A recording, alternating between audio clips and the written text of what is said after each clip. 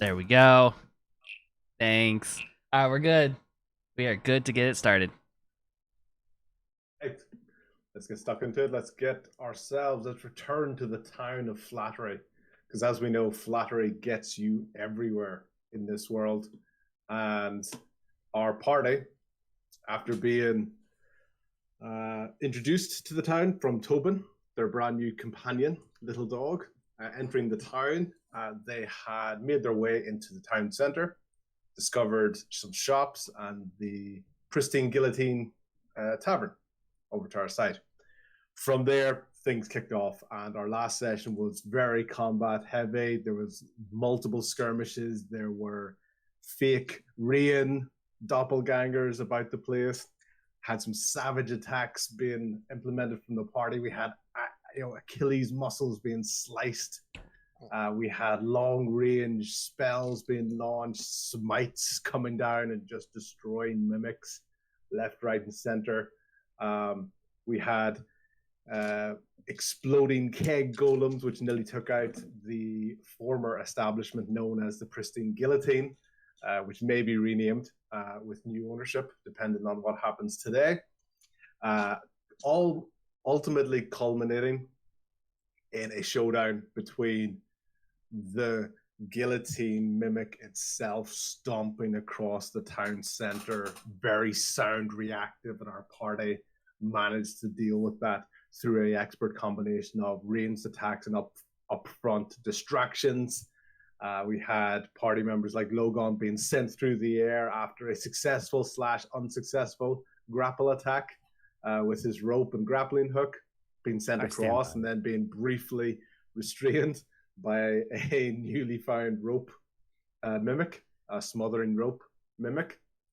But the party were able to deal with that monster rightly, exhausted, lots of damage being taken. The previously described pleasant silence of the town was no longer there, as shops and buildings and monster corpses lay across the previously peaceful town, and disingenuous peace, as we now know, with our party, including the doppelgangers who had cited within the town as tavern keepers and shopkeepers, etc., as we went along.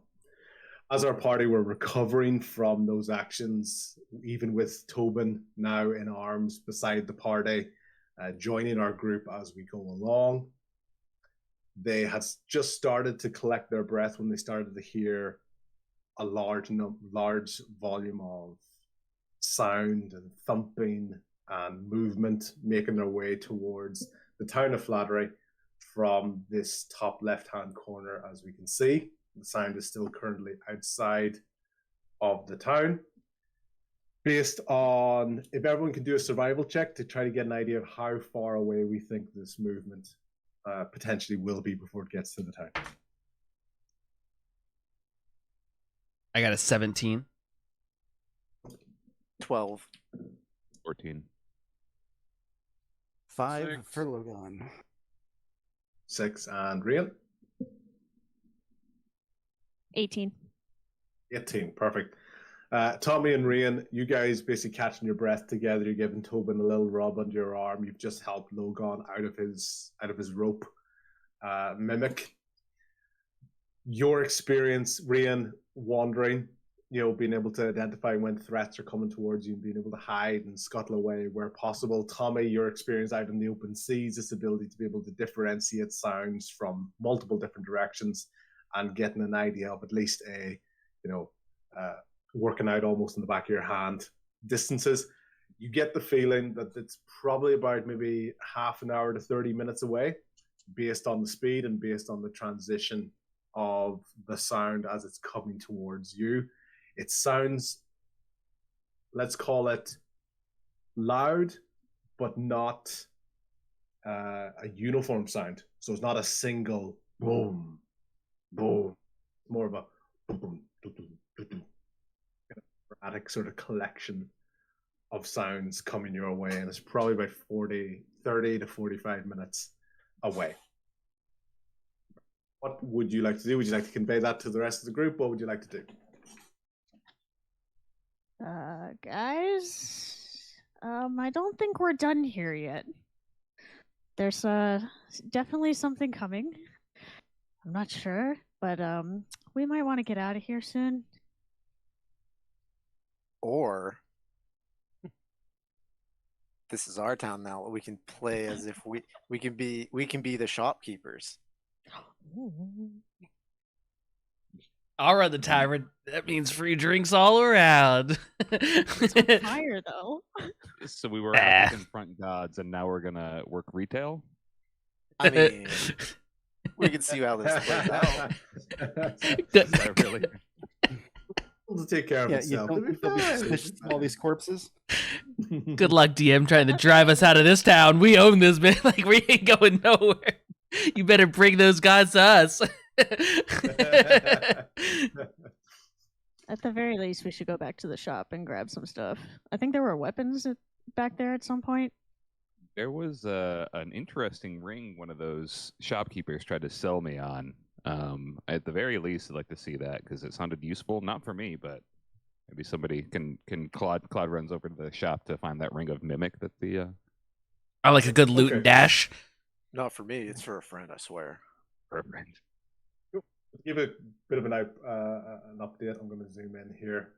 Bulldog, if you don't mind, I'm going to ignore your perfect little pond just for the moment. Although the fishing is good, just for the sake of viewpoints. So we're in the town center at the moment. We had at Worth's Wiles, we had Kibble's Tidbits. Claude, that's the shop that you were at, where the original doppelganger, where you originally got that reek of evil in your nose as you decided to really sort of investigate the town. We have the shop directly north of it, which was called Trinky Dinks. You have to remember that it's called Trinky Dinks because there was one sign in front of it, but as you remember, it was actually a mimic. It has fallen down, but it was called Trinky Dinks. There is a larger sort of warehouse building here, which is called Clothes Call. So it's spelled like clothing. You had the I didn't appreciate that first time. Yeah, and you can just see like large windows sort of at different levels of that, and almost what looks like a door for what looks like a wine cellar or a basement for that building as well. And you had the stand where the guillotine was, as well as the Pristine Guillotine Tavern. So you want to make your way back towards the shop that you were at? Yep. Yeah, and while I'm on the way there, I just want to inspect the corpses that I see along the way. They look organic, right? They don't look like inanimate. Like the guillotine doesn't look like it was made out of wood. It looks like an organic being, even though it's dead, right? Yeah. So basically, when it died, it kind of shrivels up on its back, and you imagine, like we described it last time, almost like that kind of spider crawled up when it's dead. It's got that sort of look. So it retains some of the features, but you could almost tell that in the process of it dying, it was about to transform back into a more original form, but just almost its version of rigor mortis kind of starts to kick in and retain some of the original aesthetic features of the guillotine. Yeah, if we need to explain our way out of this, I don't want to make it look like we're attacking, wooden structures and shop signs. You mean looting and pillaging? I mean, that's one word for it. Sometimes it's required. All right, so just for that ring of mimic and see if I can spot anything like any magical items or anything that like stands out as better than average. Yep, perfect. So we'll come back to that in 1 second. I'm going to get an idea of where everyone wants to go, who wants to go with who, and then we'll sort of split out briefly from there if you don't mind. Claude. Okay. Anybody want to go with Claude, or who wants to go to any other of the premises? I'll go to the bar with Tommy. I could use a drink. Is the bar still standing? It's on fire. The tavern. So it is on fire. You can probably see that the fire, if anything, is growing just because it's been sort of left undisturbed. But at the moment, it just looks like sort of smoking. It doesn't look like it's collapsing or anything. It's still, at the end of the day, it was a bit of an explosion, almost like you throw like other debris that had a bit of wood, that had a bit of fire on it. It's not like engulfed in flames and about to collapse or anything. So Tommy, if you bring the marshmallows, I'll bring the chocolate and graham crackers. I think since that place is currently not doing well, Tommy's gonna head towards Twinkie Dinks. Twinkie Dinks, is that what it was? Thank you, Dinks. Yeah. He's going Very, in there. Now very different shop. That's a very, very different shop. We're not going to get into that so it's again. Wait, so tell me the proper name again. Trinky Dinks. Trink. Like Trink. Trinky Dinks. Like trinket. Okay. Yeah, think of trinkets. And you you'll get see where it's going. you see like quite Tommy's is trying to be on his like good behavior around the group, but as soon as it's been that we're taking and we're stealing, he's ready for that. That's something that goes right up his alley as far as grabbing things that other people don't need. So he kind of hurries off into one of the stores to specifically looking for gold or any coinage and maybe some other things that can fit in his pockets. Yeah. In that part as well, you remember that you did pick up, I believe, at least 1 or 2 gold coins. Remember when you interacted with Tobin and the Goblin? Mm-hmm. So I believe you have 2 of those coins already on your person, and you're like, ooh, could be more. Claude, I think you put the 1 gold back into Tobin's satchel. Was that correct? Yeah, I didn't loot the body. Yeah. So there's another gold piece. So there's 3 gold pieces. One of them got put back onto Tobin's satchel, much to Tommy's confusion at the time, and Tommy has 2 of those gold pieces in his pocket at the moment. Mm-hmm. Tommy, would you do an investigation check for me, please?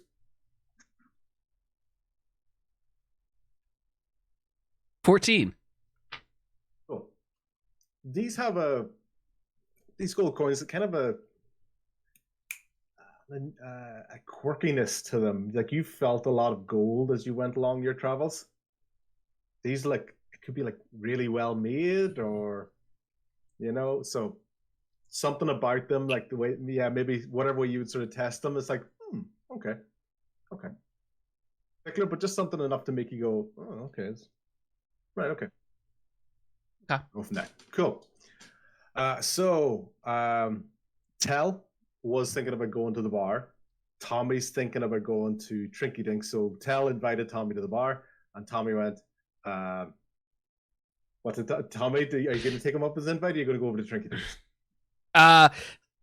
No, I'm gonna be like, I already took a little trip into the bar earlier, and it was a little explosive in there. So I'm gonna head towards this place over here. And it's very like he's very like excited because it's like he's being let loose from the good behavior of like, now I can kind of steal. So he's like excitedly kind of heading over to the store. One toy from the toy shop. Exactly. Into the thing, yeah. Gone. Okay. Because of cool. Claude's like good ways, he has respect for Claude, so he's been trying to toe the line, but if Claude's going into a store and things could possibly be taken, then it's like free reign. Tommy's excited about this. Cool. Tell, do you still want to go to the bar? Do you want to follow Tommy? What do you sort of investigate for yourself? Anybody want to go with him? We'll figure out as we're going along. Tell, what's your thoughts? I want to go to the bar. We're going to go to the bar. Fantastic. Cool. Logan, let's go with you next. What are you thinking of doing? I was initially wanting to go to Trinky Dinks, and then Tommy here went there already, but I'm going to follow him. I want to go to Trinky Dinks. Okay, fantastic. So we got Tommy and Logan over to Trinky Dinks. Yep. Trinky Dinks. Yep. Tell is going over to the bar. Claude is going to Kibble's Tidbits, the original shop that you're in. Yep. Mm-hmm. Okay, Rian, what are you thinking? It occurs to me that Trinky Dinks may have some books on our elemental god friends, or a sorcery book. I'm gonna look for some information. Classic. Okay. Cool. Let's go. I think I'm the last one to decide. Yes, I'm so 1, 2, 3, 4. Yep, Buddha. Oh man, I'm torn. Like, I'm concerned about like who's coming, so I was kind of thinking maybe Can I get an idea of which way they're coming from? Do we know? Rian, Tommy, Yeah. did they convey that? Could they have conveyed that? You all would have heard the noise coming, so you can still tell the direction of it. What they were able to tell was approximately like a little more detail about the spell. About not the spell, the sound, in the sense that you all knew it was coming that direction. They were able to convey, okay, probably 30 to 45 minutes, and then it's not a solid boom, boom, like massive footsteps, single sound. It's more of a cluttered sound. So yeah, it's coming from this direction. What's that building up there in the top left? Yep. Yes. So that is Worth's Wiles. I'm going there. Okay, fantastic. Cool. You're checking out Worth's Wiles. And so then nobody for closed calls and nobody. Oh no, Tel's going. Tel's going to the tavern. Tel's going to the tavern. Perfect. Okay, let me get a couple of things up here. Everybody roll a dice, D20, and then that's how I'm going to decide who we're going to talk to first. As we're running away, Claude goes like, "Hey, meet back in like 20, right?" All right, well, whatever you say. Before we break apart, why don't we say, all right, everybody go do your thing. We got to meet back here in 15, 20 minutes. Cool. Which will be interesting on how you do that without wristwatches. Okay. Seconds. I guess time is. I just have this very big deja vu that we just never learn, is that we split up going into this town. Crazy shit happens. Let's Scooby-Doo split up again.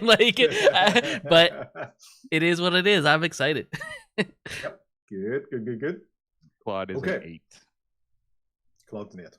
Oh god. 15 for Logan. I got a 3. Oh wait, this is just okay. There's nothing bad about this. Yeah, nothing bad about this. It's just rather me randomly picking who to go. Anybody beat a 15? 19. 19? Show off. Oh, fire! I have an 11. So it looks like we're dealing with the 19. Cool. That is Rian, Tommy, and Logan going over to Trinky Dinks, correct? Rian gets there first. Yeah. Rian, you get to the shop first. You look Sorry. up and you see where the sign was. Yeah. There's nothing there at the moment. It just looks like a really it looked like quite a nice sign at the time, but it hadn't been kept up at the moment. The wood coloring on this is a little bit darker because it hasn't been sun bleached, because there's been a mimic in front of this the whole time. So, but you can still very clearly see in an older font compared to most of the other buildings in this area, Trinky Dinks. Okay. Door in front of you. You don't hear anything around you for the while, so you're free to walk in if you choose. And Yep. what would you like to do? What would you like to look for? I'm going in and looking around for any books.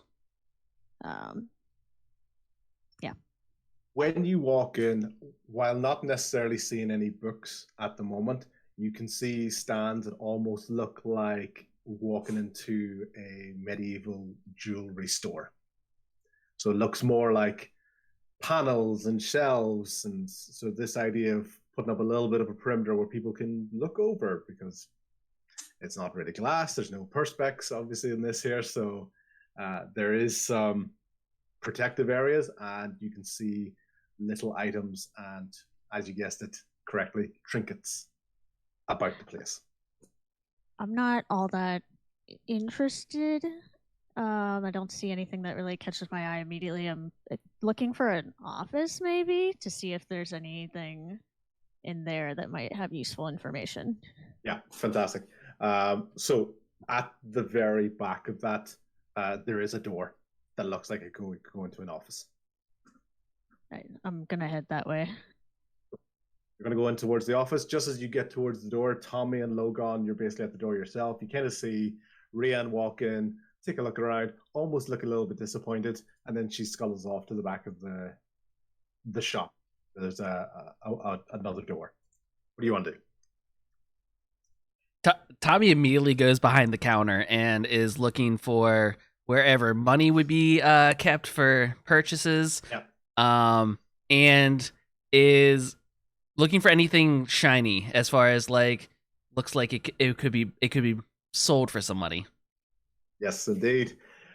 So the first one, you go towards the back of a till area, and there is a bit of a register. You are able to open that very easily. There's no real security onto that. You can have your thieves' tools ready to rock and roll, but it's just almost sort of pulled open. Mhm. And there's lots of what looks like receipts and pieces of paper that you can just see are a random selection of transactions as they go along. Do you want to look at those things? You're just like, nah, it's not money. Yeah, I'm just kind of like I'm like digging through like underneath them, looking for just kind of tossing them out onto the floor. And Yeah, perfect. Cool. You do get 3 gold pieces into the bottom of that. Yeah. do I notice that they have a similar design to the 2 that I previously had? A way to feel to them. They do. Oh, See that? Oh. Look at this. This is. Do a religion check for me, please. And you can ask Logan or Rion if you want to show them, or if it's just a case of kind of find a gold piece myself and taking a look at it. I got a 3, so I'm like, look at the cool lady on this coin. That's it. Yeah. It's quite an intricate design in this. It's not what you normally see on coins. You have seen other designs on coins. You haven't seen this. So as far as you're concerned, this is just a pretty lady with a unusual design. It doesn't like strike me at all. I've been to ports. I've had different coinage in my hands, so I don't think anything of it. Yeah. If anything, while the woman doesn't recognize the symbol behind her, you've kind of seen a bit before, similar to a clover, like a 3-leaf clover. You've generally seen a lot, and especially with sailing and things quite superstitious, generally associated with luck. So you don't recognize her, but the symbol behind her looks like something you'd associate with luck. Okay. In general. Okay. So 3 gold pieces. Do you show anybody that? Do you kind of slip them into your pocket? Nope, What do you do? straight into my pocket. Cool.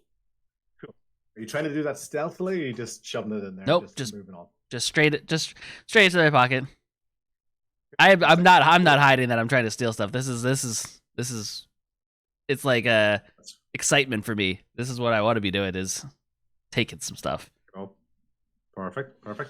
Okay, Logan, what are you thinking? I'm thinking I want to know, what does this store sell? What's on the shelves? What's on display?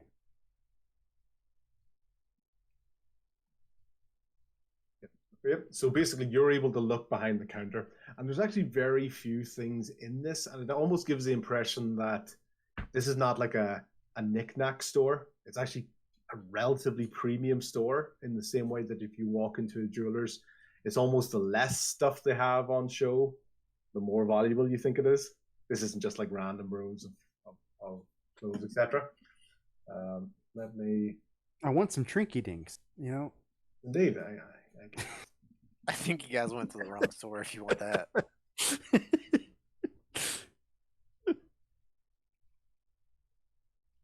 All right, but if there's nothing on the shelves, well.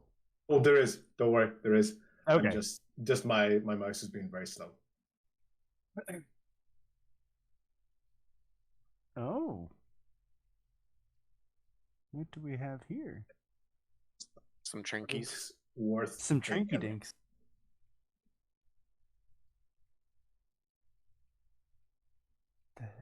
Only one. Can't dinky. really zoom in that much. They're a wee bit small. But maybe I not the could best zoom in for- on my end. Yeah. Okay. Cool. You can basically see that there's 6 almost. They look like charms. They're very, very small. They almost could be like small bracelets, or something that you would attach on to the side of a thing that you have. It could be pinned onto your clothing. It could be hanging off a weapon. It could be whatever. As you walk towards them, you do feel like a certain energy to them. You get the feeling these are not just decorative. I'm definitely drawn towards that one on the bottom right, that red one. That's Red what pulls my attention. As you Hi, everybody. basically your attention's been drawn to that, Rian, we're going to come to you in the office. Okay, you're able to slip through that door. It's not even locked, right? And you see there's a desk in there directly in front of you. There's quite a bit of paperwork in front of the desk. There's a bit of a binder to the left of the desk, and just some drawers and and just natural sort of a chair, etc. It's not a particularly big office, but there's a lot of paperwork and bits of information in there. Just approach the desk and start shuffling through the papers, see if anything catches my eye, and go through all the drawers as well. Yeah, as you go through it, so paperwork is basically receipts, right? As you can tell, you've been recognizing a lot of the shops here. There's receipts. It seems to be a lot of the transactions they do almost seem to be between the shops themselves. Okay. And a lot of the receipts that you go through all link in towards close call. Now, a lot of them link into that. They're almost like checks and balances sheets and a lot of transactions going back and forth. The most common one you'll see in there is close call itself, but there are other interactions between the shops as well. It's just if you had to pick out one of them that probably had the most back and forth interaction, it would be that. The binder to your left is basically the equivalent of a brochure. So you're seeing in this brochure descriptions for little items that you have not seen yet because you just walked right past them into the shop, but you're starting to see little shapes like this with descriptions for what these items are and the potential valuations of them. I'm gonna hold on to that pamphlet and just kind of tuck away the information about close call. Okay. And really, that's sort of what you find in there at the moment. You also see there's one in the drawer. There's one hand scrolled note, right? And it says, "I think they're onto us. Get ready to move." That puts a little bit of anticipation on me. So, finding nothing else of interest, I'm gonna go back out into the main room. Hey guys, I found this pamphlet with, it looks like descriptions of the items. Maybe they're in here? Just hold it out to show everybody. So which one's worth the most? I don't know. There's just descriptions here. Or No you'll be- monetary value. You'll be able to tell in a second as I basically read out what Rian can see. Okay. That's also like literally in game what Tommy says. Which was worth the like. Exactly. Yeah. So basically, there's seven items here. Three of them, so four of them are worth 50 gold each. Two of them worth 75, and one of them's worth 150 on its own. Okay. So you want to be told which one's 150? Yeah. Tommy either like goes over to look at the brochure or asks. No, I'll ask Rian to tell me. Which one of these is worth the most? Sorry. There's one. Yeah. Maybe There's 150 gold. Yeah. There's no wrong answer here, Rian. Which one do you think the pamphlet says is 150? This one that looks like a little glass bauble, like maybe it's a lantern. Yeah. That was what I was drawn So to. Exactly. So you read that. It's basically, this is a miniature lantern. Okay. This is a wondrous item. It's a common wondrous item. And this small lantern, instead of having a hollow chamber, is actually a small white gem cut to look like one. When attached to a weapon, it begins to blow as if under the effect of the light cantrip. It's as if the charm is lighting the way toward danger. Are there orcs here? Don't. What a great reference. Tommy immediately grabs it. Usually sticks hand under the thing and grabs it. Logan, you were looking at the one that was a little bit of red hair. Yeah, at the bottom right. Okay, correct. Cool. Regan, you read that, and it says this is a crimson hair charm. Okay, this charm, made of an unknown reddish hair and fur, absorbs the bearer's blood as they are injured. If you take damage in 1 round equal or greater to half of your max health, this item gains 1 charge. When you hit with the attached weapon, you may spend 1 charge to do an extra weapon die of damage. This charm is found to have 1d4 minus 1 of charges already stored, so there's no way you can tell that at the moment. There's a little bit of mechanics language in there, but basically you get the feeling that this is almost the color of the hair almost gives like a tone of revenge to it. This idea that if you get hit hard, you can hit really hard back. Okay. So, what do you want to do? I would like to grab that charm. Good, very good. So Tommy's got the lantern.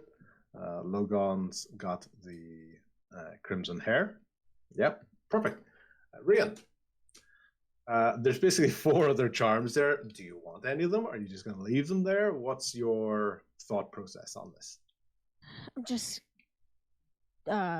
taking a few moments to keep reading and looking between them all, but this weird one on the bottom left that's like little sticks. Yeah.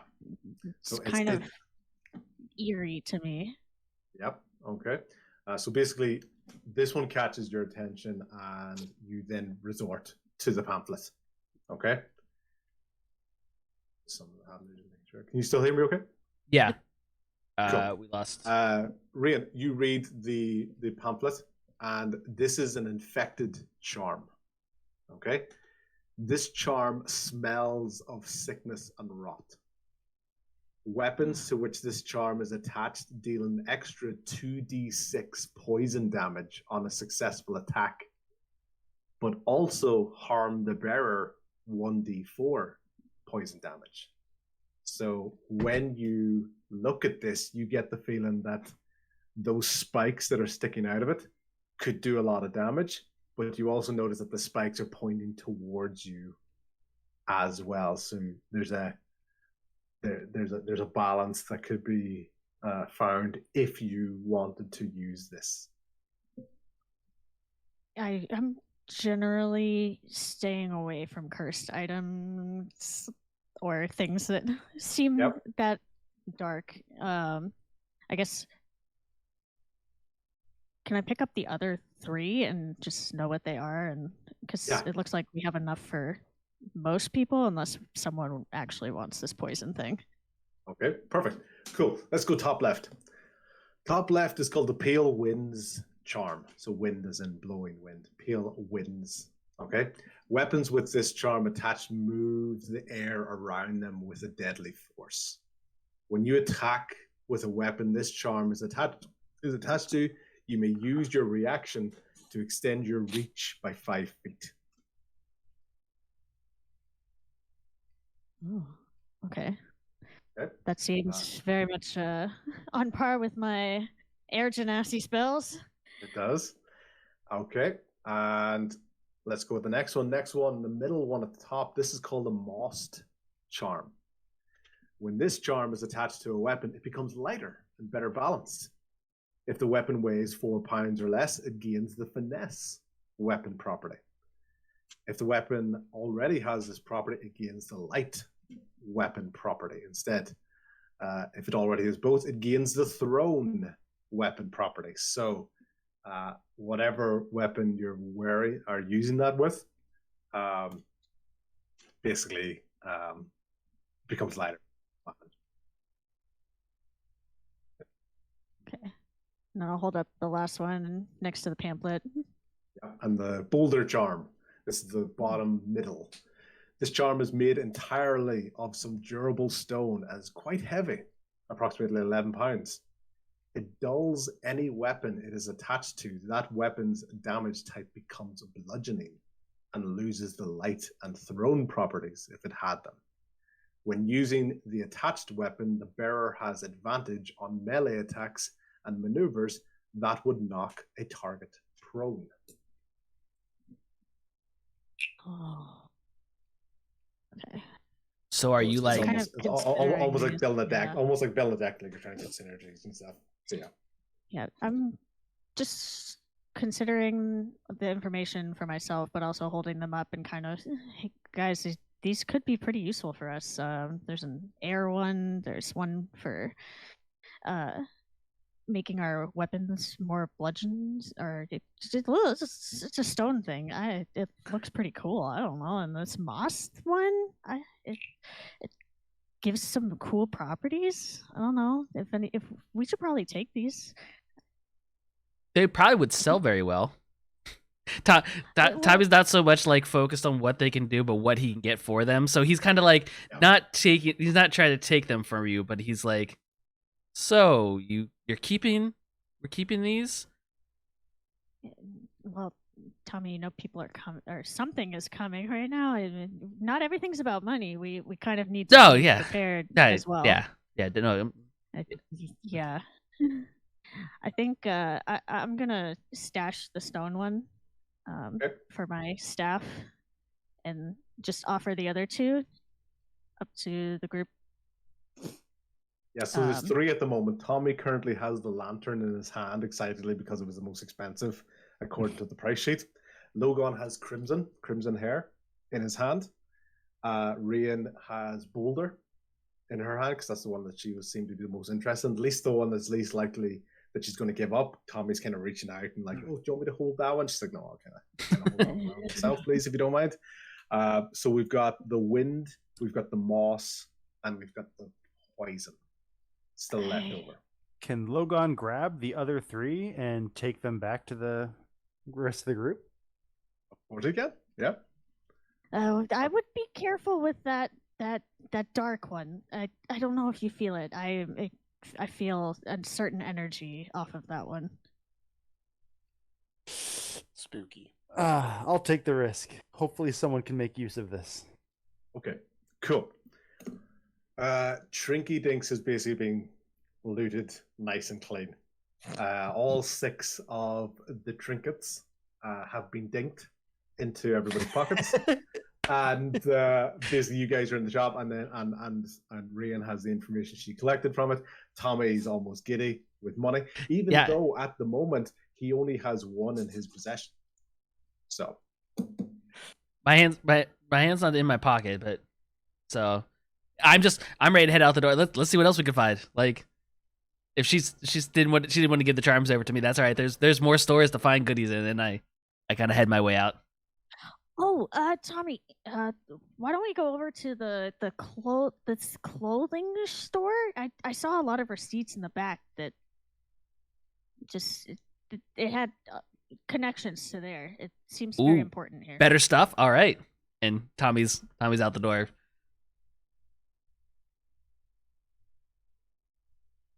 I'm gonna follow him. Logan, you gonna follow as well? I want to investigate some of these receipts behind the counter and trinket inks that Tommy just threw away. Okay, fantastic. I literally just threw them everywhere. They weren't what I wanted. Cool. Okay, so first of all, you go to the register and you find that there's no coins in there whatsoever, which you thought was kind of strange for a shop register. Tommy.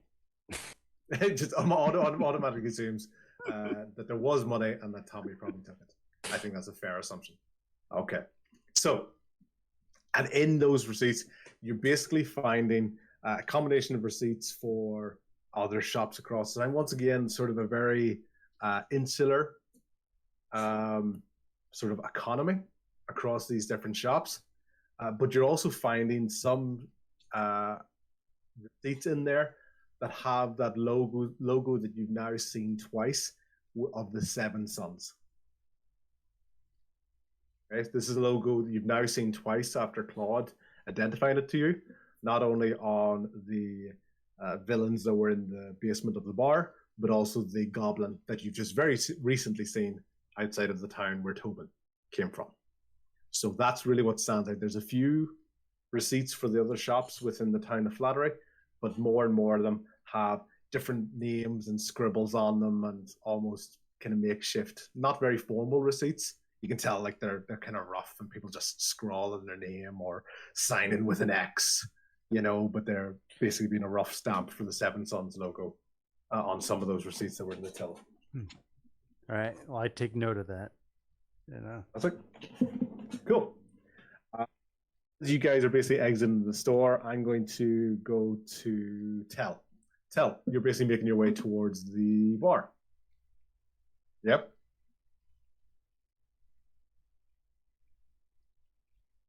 Uh-oh. Champ still there?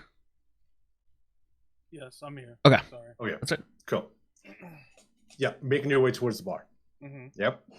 Okay. As you can see, it's smoldering. The fire kind of seems to be kind of running out of a bit of steam. It didn't really catch a light on anywhere too much, but there's been still quite a lot of damage. You see there's a central bar in the middle of this. It just got completely decimated, not only from burning damage, like explosive damage, but also that something really big and really heavy had almost crushed this bar. You don't know what that is. Because you haven't had time to be told about it. Mm-hmm. So you're just coming into this bar that has a lot of devastation in it, but at least seems to be smoldering. And you also are coming across the corpses of two of these doppelgangers, once again, sort of all almost kind of rigor mortis, sort of twisted and messed up with. You can see some patches of color, like a little bit of yellow on one of them and a little bit of red on one of them. Are at the moment. Based on the picture, there's a bar area there's the bar sort of mini office area to your right, as well as the expanse of the rest of the bar in front of you. Is there anything in particular you're looking for or want to investigate in this area? Maybe clues to maybe to see where they are, like kind of search through the bar and see if I can find any kind of useful information about these people, these doppelgangers, and the exploding thing that happened to this bar. Okay. Just kind of want to look around. So, as you're looking around, basically you're starting to see there's obviously large splinters of wood across the place, little bits of metal attached to that as well. And there's a very almost like a dark charred circle of black on the ground directly in front of the bar. It looks like a lot of the debris has spread out from this singular point.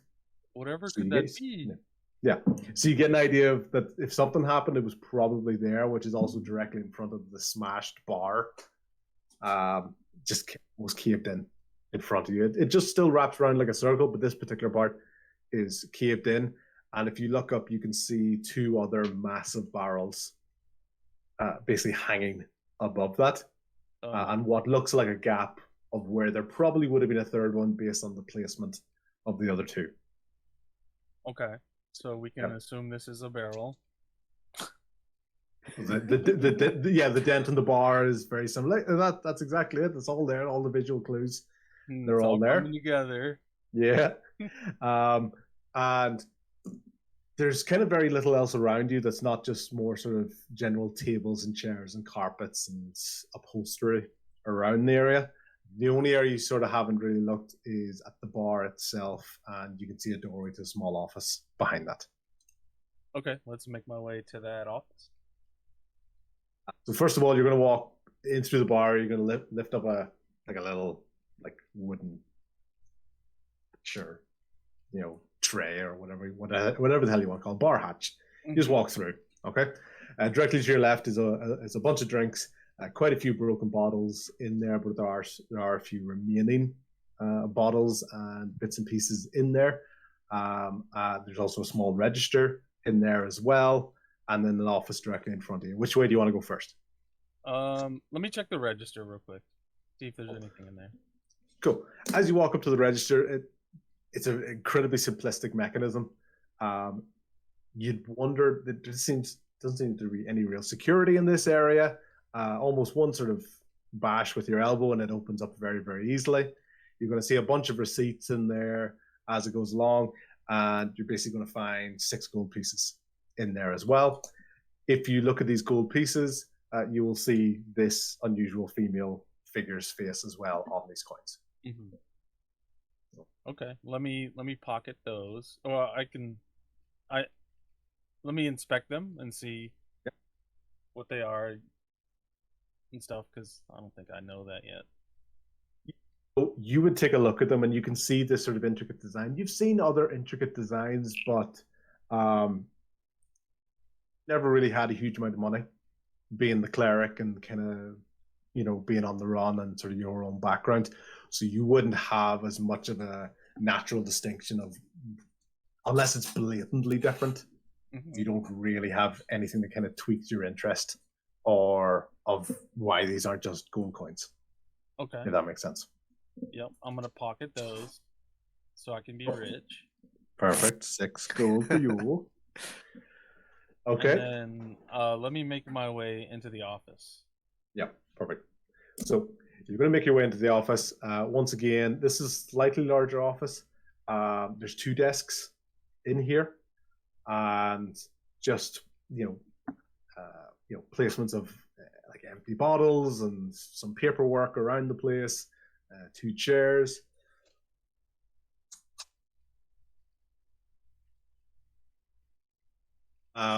Anywhere in particular you want to take a look? Is there anything on the paperwork that's of importance? Yeah, so as you're looking through it, they're kind of just laying up on top of the table. There's no real attempt to hide anything in here. Pretty much what you're seeing is notes that have that Seven Sons logo stamped on it. And it just says, this relationship has been working well so far. I'd hate for anything to get in the way of that.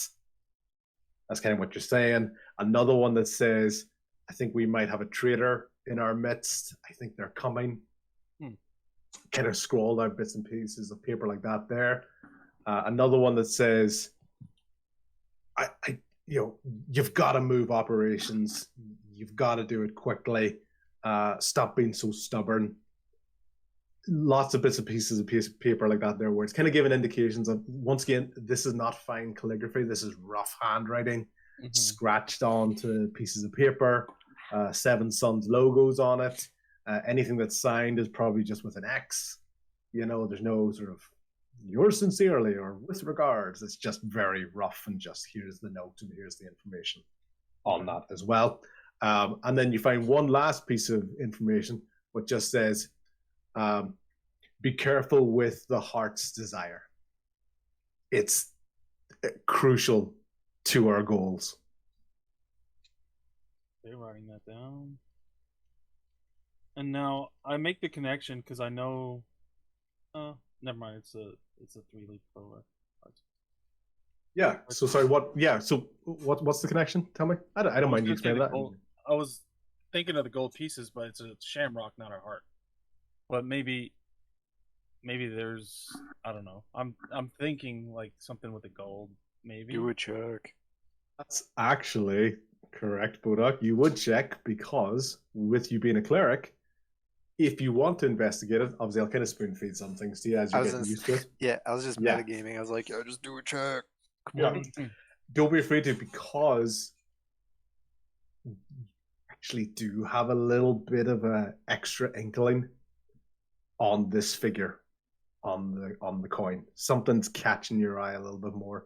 If you want to do a religion check, you can. Okay. I never know when I'm going to overstep my boundaries with metagaming. No, you're definitely not with me. Yeah, that's why I'm kind of happy enough with it, because there's still one sort of picking up bits and pieces as we go along. Yeah. If we've been playing for a long time, then there's absolutely no reason the Bodok would have just out of nowhere went to do a check. Well, do a check. This is telling champ. Yeah, exactly. Because I don't want to get skills, guys. Yeah, use exactly. Don't be afraid to ask. Exactly. Oh yeah, perfect. Yeah, just remind me. Be like, oh, check. Yeah. 21 is what I got. Excellent. Winner, chicken dinner. This exactly is why it sticks into your head. This is a god. You recognize this with your religious background. This is the god. Let me get the coin up here in front of me. The mouse is kind of interfering with the Ethernet. So this is the god Timora, who is the goddess of luck. Mora. Goddess of luck. Okay. Yeah. Hello, Timora. And that's a great example of a cleric is likely to score. You're going to get advantage. Sorry, not advantage, but you would benefit from your knowledge, and your modifiers can demonstrate that. So it adds up really well. So right off by Juggus, to be honest, yeah, actually with that and the clover in the background, I think this is Timora. This is Timora. This is the goddess of luck. Okay. Okay. That's good to know. Okay. So you basically get the feeling you've kind of searched what there is in the tavern. You've kind of been in the areas. It's a very open space. There doesn't really seem to be anything else in there, but you've kind of picked up a few info in there. You kind of get the feeling that you've kind of searched what there is left in the tavern as well, because it is still kind of charring and smoking and things like that there. Okay, sounds good. Let me make my way back to the group. Let's start heading back towards them so I can tell them about the goddess. Claude, coming back to you. Thank you for being patient. You're basically making your way back towards Wiles, which was the original shop that you were in at the moment, which is over to the right. Very much in front of you, there's quite a few books in this store. There's lots of bits of information that you think in there, lots of different topics. All sitting beautifully stacked along the shelves, and then you kind of got the feeling that there's signage around you in the shop, like this month's special and this month's this. You get the feeling this is almost a little bit of an exhibition store as opposed to a general store. There isn't generally a lot of stuff in this. It's kind of focused around particular special bits and pieces. With your kind of sense of the area, you don't really have necessarily a good impression of this building, and because of the smell that you had from before, if you were to describe this in the head, it almost kind of feels like something at the center of a web, like this one podium in the middle. Most of the room is kind of pointing towards this particular area, and the till behind you. So almost the entire room, the small shop, is focused around this particular item in this area. Is that the Ring of the Mimic? The Mimic. All right. Yeah, so obviously the shopkeeper is trying to sell Claude on this earlier. So he doesn't put the ring on. He's very careful, but he does first inspect it and see, can he detect anything off about it? Is there any sort of does he get a vibe, like a curse or anything? So either that would be a type of knowledge check, or if there's a spell or anything that you want to do to enact that. I don't have a spell. The only thing that would come close, and I think it's only for creatures, is the divine sense. Yeah, I think so as well, because items generally aren't good or evil. They could be cursed or not cursed. But sense anything affected by the Hallow spell? Yeah. So no, not in this case as well. Yeah. All right. So I'm going to take it as that you didn't cast that spell. Okay, I'm not sure if it's a cantrip or anything, but I'm going to go with the feeling that Claude probably knows this is not a thing. Inanimate objects aren't really bad. Mimics are evil, blah, blah, blah, but you don't get... But when you did the spell in this room earlier on, it was very much focused on the shopkeeper. There didn't really seem to be a secondary source of a smell. Okay. Can Clyde do would an Arcana check be applicable to see if he feels anything? Yep. I was waiting for the Ring of the Mimic to be a mimic and just bite his finger off. Right. 13. Yeah. You've heard that Ring of a Mimic is a thing. You don't know a lot more about that, but with a 13, you don't get the feeling this is sort of made up. You've kind of heard of it. They're still, as it says on the page, they're still uncommon, but not so rare that you'd question their existence. Okay. So, as you can imagine, though, with your background, they're probably generally associated with people with nefarious means. Okay. So somebody as a paladin might have a personal thing goes, I know this is a thing, but it's maybe not something I quite approve of, etc. Yeah, he's thinking maybe somebody in the party can use it as a tool. You know, maybe it's more than just a nefarious tool. Maybe somebody can get some use out of it. He'll pocket it. Claude pockets the ring. He does not put it on. So you reach in and you touch the ring where it is. Yes. You committed to it. As you grab it? Yeah, I can't change it now. Yep. Yeah, As you grab it, you have this moment of, oh crap, I've been in a town full of mimics, and nothing happens. Go. Okay. Yes. It's ready. Yeah. But you have that last second of, oh crap, I should have maybe thought of something. But yeah, so you just grab it. It comes out of the stand. You look around the room. No other sort of sounds are heard. Nothing seems to creak. No sort of mechanisms start working in the background. You probably get the feeling that the shopkeeper himself was using the item to draw people in. Like these items are something that allows. So it's not the spider. He was almost the spider. So this is the shiny thing that brings people in, and then he would have done that. So, but with the ring itself, you have the ring of the mimic in your possession. Is anything else in the as far as the inventory, the merchandise? Does anything else stand out as like maybe magical or particularly? I don't know. Unique. You can still very much say that probably compared to other shops that you'd think of where they want you to buy lots of different things, you get the feeling that this entire shop was based on a special item that would probably change every so often. Okay. Lastly, I think Claude is going to go behind the counter where the shopkeeper, first, where he first met him, to see if there's any like indication of like how these people ended up here, the mimics, doppelgangers. Sorry. Yeah. Where they came from, whatever. Cool. The only thing you can really see there is just another register. There doesn't seem to be an office at the back of this. This is a relatively small shop, as you can see from the map. It's just that sort of circular shape. So there's only really space here for like a till and yeah, Claude doesn't have any interest in looting money from the store, so he'll walk out to the town center and see if he can spot the group. Cool. Claude, can you put down on your sheet 1 inspiration dice for me, please? I love that reaction for Claude. Is that just marking inspiration on my character sheet, or do I need to? Yeah, you can mark it on your sheet. It's basically a +6. Well, a D6, like a D6.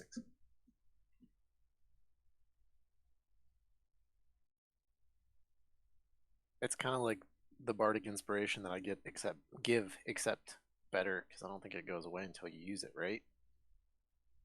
Yeah, it doesn't go away until you use it.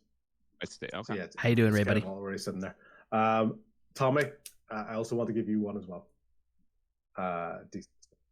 Because that was a bit of a moment of me remembering, but it's like, yeah, that was absolutely very Tommy. That's so. As we go through that, that's so Raven. Cool. So both Claude and Tommy have a D6 in that as well, just for use. And as Bodok correctly said, there's no time limit to this. It's just a case of it's a consumable. It gets used when.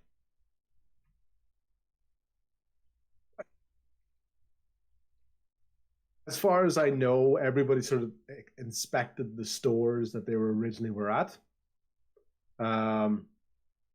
Are you guys sort of walking back into the town square? Is anyone sort of hanging around their shop I don't for get a little my. while longer? I don't You get do, my Bodok. Sorry, apologies.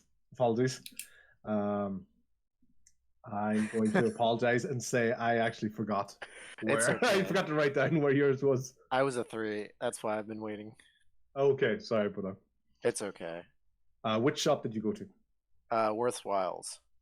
And I'd like it to be noted that I in between like the short rest, I went and grabbed my dagger from whenever I thrown it. Anyway, because now, yeah, I'd like to approach. I'd like to approach the building cautiously, looking at the sign, and I was hoping to do what's it called? Investigation check on it to make sure it's not a mimic. Because I have some PT. The reason why I didn't go to Trinky Dinks was because that sign fell on me. Nice. And that would be a 12. It looks like a sign to you from your perspective, based on what you know about signs and mimics. All right. I'm going to cautiously Looks go like it's a sign. Looks like a sign. Looks like a sign. All right. So I'm going to cautiously go inside. As you make your way towards it, basically the wind blows. You hear a creak of the sign above you.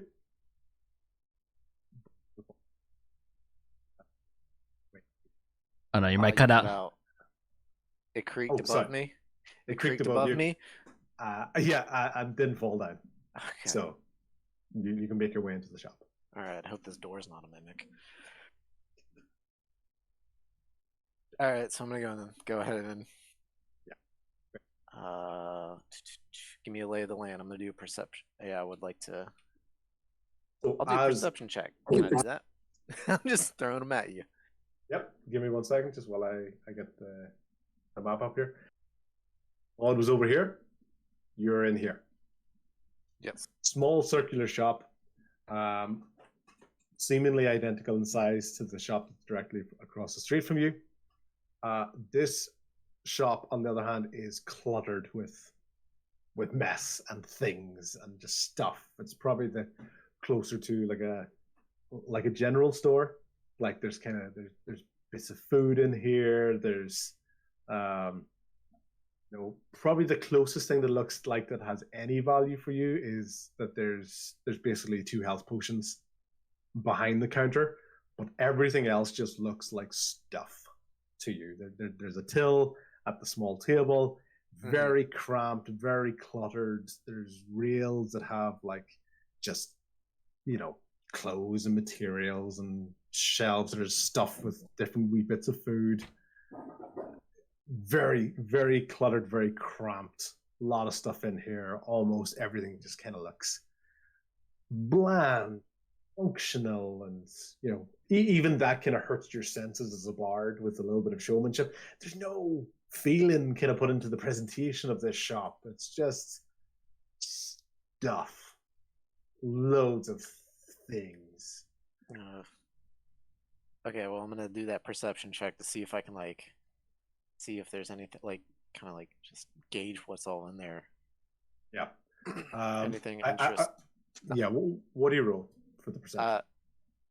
Perception was a 19. Yeah. Okay. Basically, in amongst that, as I said, you kind of got a good lay of the land as you first walked in here. It's musky. It doesn't look like it's been particularly well kept.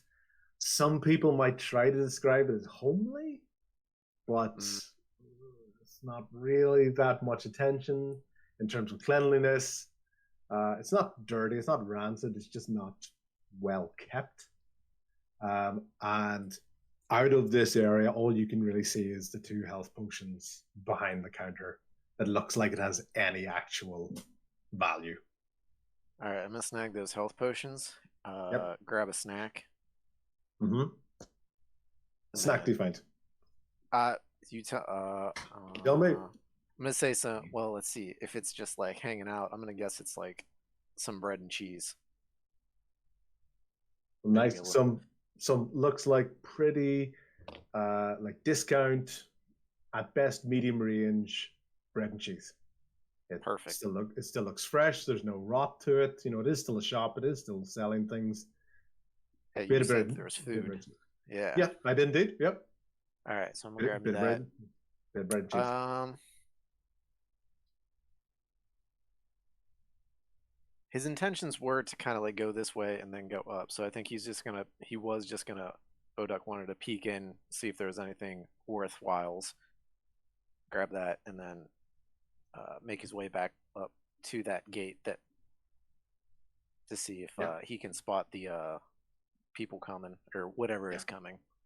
Cool. As you step out of there, so you come back from behind the counter, you leave the register as it is at the moment, you make your way outside of the shop, and you're kind of just almost kind of Like, are you striding towards that corner? Are you running towards that corner? Are you sort I'm of gonna say it's a brisk walk. I bit mean, I'm not brisk panicked, walk? but I mean, like I was saying, I was trying to just poke in there quickly. I mean, and Yep. go up.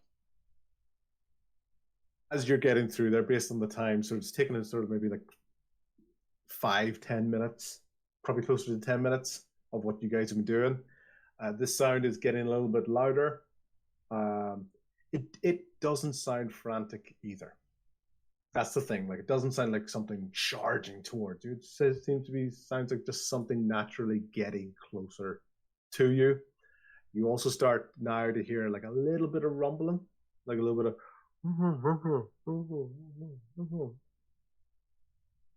the sound as well. I'm not sure if you even picked up on that, but it's a faraway sound, so Yeah. it's not exactly a huge amount of detail in there, but it is getting closer. It sounds a little bit louder from what you had before. It doesn't sound frantic, and it's just making its way there. If anything, you're looking towards the corner. There is a little door to the side of this kind of corner posts. So there's a door in there that you would assume allows you to go up this kind of tower element. These walls are only maybe sort of 2-3 stories tall. Because as you can see, Close Call, the warehouse, is like a 2-story. Well, it's got a ground floor and a first floor. And there's probably about one more level above that to the top of the wall. Oh, so this is a tower-like situation. I'm gonna get. Yeah.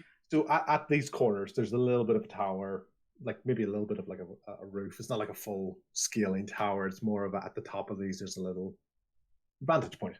Yeah. I'd like to go up there, please. As you make your way up there, you get to the top of the tower. You basically see in front of you. I have no idea. I'm not even going to guess the amount of distance guessing I did in the last session. I'm not going to get into that. Let's say 20 minutes away is a small formation of men. From what you can see from a distance, obviously perspective coming into it, it's not 2 or 3 guys. It's a relatively decent number of guys, and one individual at the back riding a horse. Okay. And there's a flag bearer at the front of this, holding up a sign. And you can see a sign. I didn't have a time to make it, but it looks like an M and then an M inside that. M&M's, got it. Yeah. So M&M. the Slim Shadies are on their way. No, it's basically it's like an M and then inside of that another M. Almost kind of stacked on top of each other. Yeah, perfect. All right. Oh, don't worry. I know you got it. I'm just more explaining it again because I know sometimes the mic can cut out and stuff. So you see a decent, not like a battalion or anything, but definitely a group of men. You can't really see anything in terms of armor or equipment because, as I said, it's still a distance away. There's no real detail in there, but you can see this pretty large, sort of relatively outlandish flag. Are they in formation? Yeah, like a basic square, like a very basic square with the guy and the horse at the back. I think I can intuit that it's obviously some type of military or militia situation. All right. I'm gonna spot that and then just go right back down. Go back to the square. Thank you. Cool. No problem. Am I okay to assume everyone's kind of making their way back to the sort of central point? You kind of had your watches synchronized. You're like, I got a feeling like 15-20 minutes from now we're going to come back and kind of meet in the middle.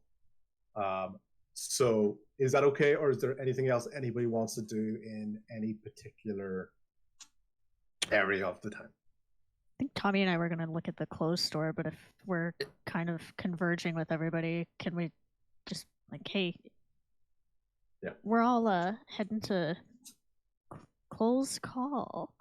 Close Call. Yeah. Did you all spot something? Well, there was a lot of receipts around at Trinky Dinks that it just a lot of stuff was mentioning this place. We just want to check it out. I think this is where the good stuff's at. This is something I should have asked earlier.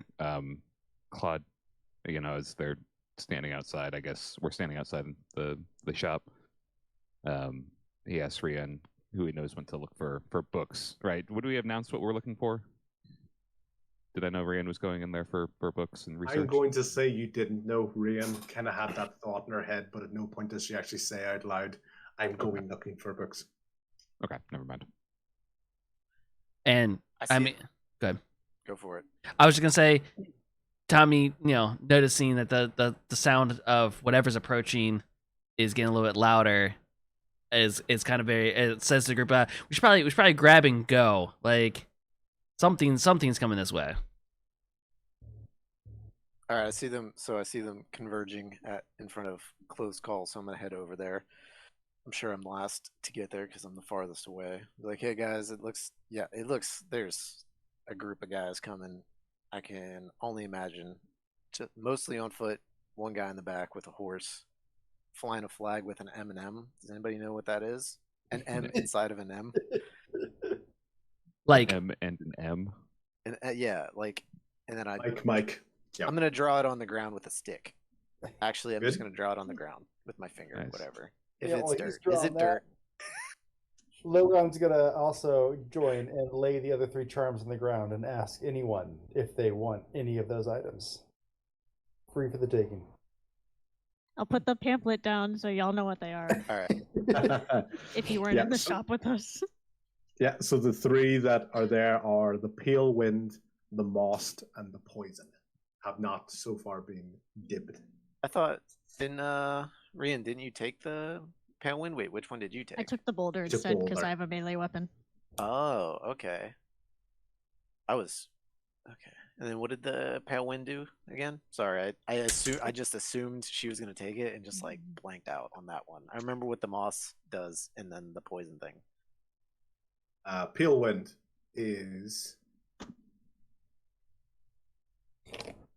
also from Boduk, you're kind of saying that there almost looks like authorities possibly coming this way.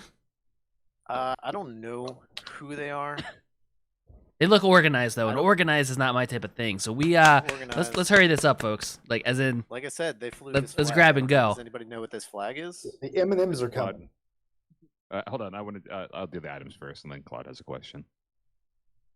Oh, definitely discuss the charms, but as a Tommy doesn't want to be around when possible authorities come. good. Cool. Claude, you were going to ask a question? Yeah. I was also. I remember the poison charm. I didn't remember what the other 2 did, so I just wanted to confirm that before I took one. Pale Wind. It basically moves the air. Some might say bends the air, but around the weapon, and basically means that on a reaction, you extend your reach by 5 feet. So it's extra reach with your weapon. Okay. The other one was the Most one, which is basically about it's the opposite to the boulder. It makes things very light, which potentially as a mechanic changes what you can and cannot do with your weapons. Make them a bit more versatile. Claude looks to Boduk. He's like, I'm partial to either the poison or the pale wind. Do you have a preference? Anybody that poison else? one's kind of looking pretty interesting. I think I like You that. like that? Yeah, man. All right. If everybody's all right, I'll take the pale wind charm for my weapon. I'll take the poison. So there's still the Most one, and who doesn't have one? Tell? Tell. Telumus?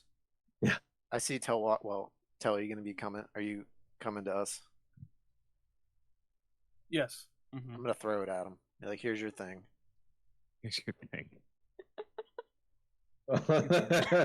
Okay, so Tell unfortunately gets treated like the runt of the litter for a second, and just gets a charm thrown at him. I asked. Yep, and what you also remember as well is that the pamphlet that Rian has price tags on it. So, you have an idea of what these could potentially sell for. even if mechanically if you don't necessarily want to keep them. What's my charm? Do I know that? Got the most, and I'll put this thing into the group. The most, so it's basically making the weapons lighter. So it basically makes them a bit more versatile.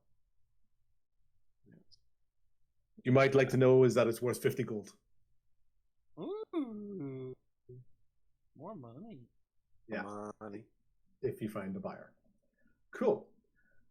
Okay, I'm gonna get rid of that. So, So does well, Clyde recognize the drawing on the ground, That Please. I made of the flag. the flag? yep. Sounds very much like a family emblem that you're very, very proud of. A business that you're aware of. So obviously I don't want to say it for you, but you know what that is. And even if you need the DM to tell you what the answer is, that's fine. But No, I got it. Yeah. Do I have time to explain the coin? Take all the time you want. Okay. All the time you want. We got a whole 20 minutes. Guys, so I found this coin in a register. Okay, it has a lady with a 3-leaf clover on it. Do you guys have one? Tommy, I know you do already. Just show it to me. What?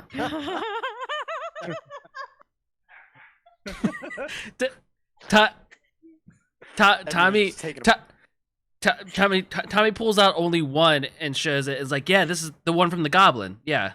Oh, just the one. Okay, sure. At that moment, Tobin jumps up beside Tommy and basically he's got his nose right in his pocket and he's sniffing away at the pocket where the other coins were. And you can hear Tobin, like his wee satchel is rattling away as well. And Tobin just got something has caught his smell. It might have been the same pocket that had the meat in it earlier on.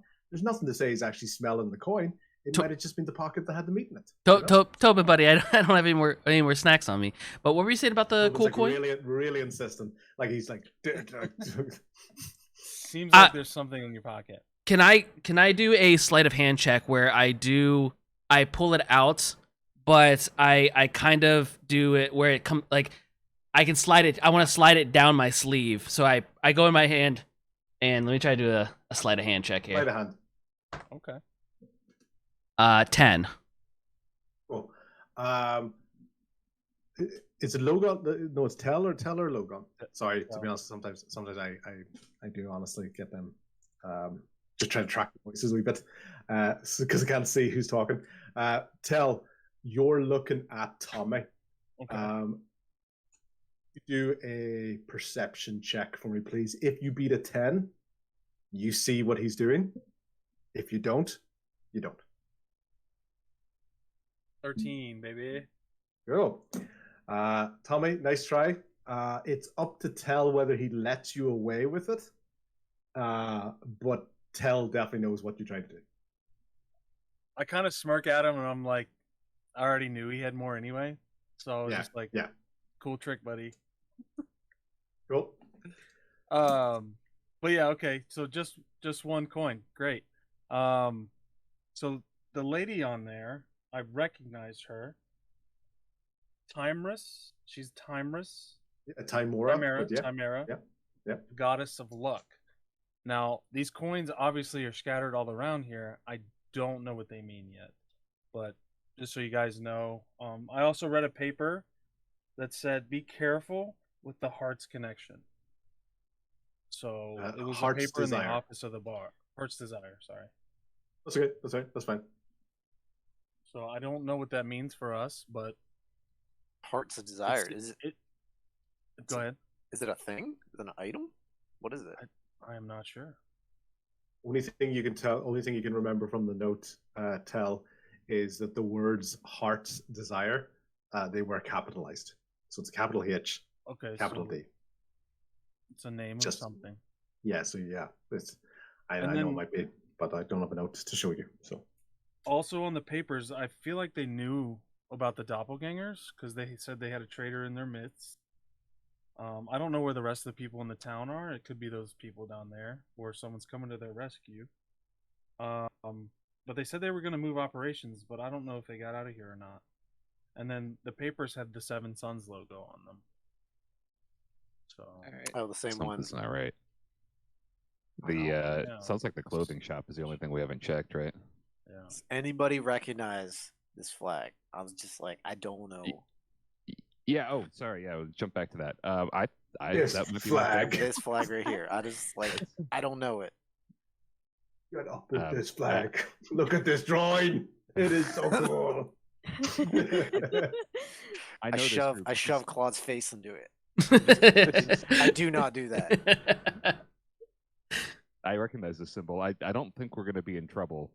If we need to do some more investigating, I think we can talk with these guys. You think we'll be okay despite all this And This carnage? is a lot to explain. Like Tommy is very much not wanting to or be around organized groups that look of any authority type. So, this is a lot to explain. Are you friends with these MM people or? Yeah, this is my merchant guild. These are the family that I traveled with. I think we'll be all right explaining. I'll take the lead. I'll take the lead on this. But I'm pretty confident that these doppelgangers and mimics aren't gonna look too suspicious. So you're you're on you're good in, terms with them? that's what I was against gonna us. say. Yeah, you're in good standing with them. Yeah, no. We didn't part on bad terms. It's their family. So you're saying they like to sell and buy stuff?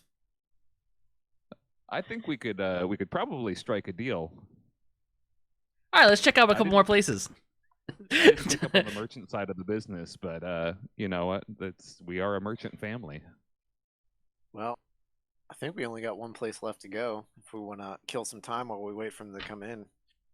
It's gonna be a close call. I guess we don't have to do my ambush idea then. Man, Let's you're put looking us at 10 please try minutes not there. to ambush my I family. got a really good plan too. Yeah. I was gonna dress up as a hobo. Tommy was gonna hide in the bushes. Well, we're still going to a clothing store. Alright. I'll stay outside. You all inspect. I'll stand at the front so I can see, because I can see the entrance to the town from the front of the store. It looks like. But before he even So is I'll like stay finishing nearby. his Yeah, that's it. before he even finishes his sentence, Tommy's already through that door of the next building. Like you're hanging, you got watch cool, and he's off into the next one. You touch the door. Definitely. Oh, the door opens.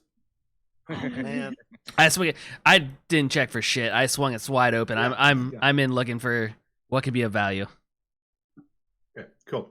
As you go in, imagine the back end of like a laundromat. You know, lots of rails, lots of different bits of clothing, and just bits and pieces as it kind of go along. It just looks like a big sort of warehouse. You know, there's some crates, and some of them sort of being opened, and railings with different pieces of material as it goes along. You see long spools of material just sort of hung up and stacked in shelves, and bits and pieces. Some knitting equipment, and machine, closest thing to machinery with regards to making clothing. And it's relatively large, so you kind of walk in on this side, the north panel. I think Walk in, and it's relatively open. Set of stairs over to the left, open area to the right hand side, just with like a desk and a carpet and a bit of shelving and small table and things. So Tommy's already in. Tommy, you're going to get an idea of where you want to go first, and then everyone who wants to follow Tommy will get to him after he makes his first choice. Is there any indication this is like a shop? As far as like, is there a counter where there would be a till or a where money would be stored? This is the only place you've seen so far that does not have a till. Okay, then I go right up to the second floor. It's going into close call as well. Bodok's gonna hang Just follow outside up. and play with Tobin. I'm going in. It's going in. Logan. I'm gonna go to the. I apologize, I was muted. Yes, I will also go in. Perfect. So Rayan, Logan, and Tell have all got to the door. Tobin is being entertained by Bodok. Bodok, how are you holding the attention of Tobin? Well, I saw that he was going after the coins, and whenever Tommy brought his out, so I'm gonna pull one out, and I'm gonna play fetch with him with the coin, the gold How coin. many coins did you get? Me, I had some gold in my inventory, but I guess I didn't have any gold coins, so I guess I don't have any of the Lady Luck coins. Yes, you don't have any of the Lady Luck coins. Okay, cool. That's fine. So yeah, and Tobin's been entertained by that rightly. Flicking it up and down. He's taking a look at it. That's fine. It's not that hard. Not that hard to keep his attention. At the moment, every so often he looks over towards the door because there's some movement. But in general, he's probably happy enough that someone's giving him direct attention, as opposed to chasing after somebody else. Cool. Rian, Logan, and Tell, you come to the same doorway. You can see Tommy has made it up to the top of the stairs to your left. And then there's the open area to the right-hand side with the desk, the carpet, the book stands, the bit of a table. You once again just see like lots of rails, lots of loose sort of cloth and spools of thread and materials and along that sort of line. I'm going to go with Logan. What do you want to do first? Or where would you like to go? I'm going to follow Tommy upstairs. Come to you in a second. Tell, what do you want to do? I'm gonna search around the bottom area and see if I can find anything. Good. Where do you want to go? I think does the upstairs I feel like might be more of an office-y or I'm gonna be looking for something like that. I'm not interested in the clothes. Yeah. Okay. Cool. Upstairs. From your perspective, all you can really see is that there's desks over to the right-hand side on the sort of the ground floor. Desks, tables, nothing really particularly formal. And Tommy and Logan. Tommy at the top of the stairs already. Logan making his way over there.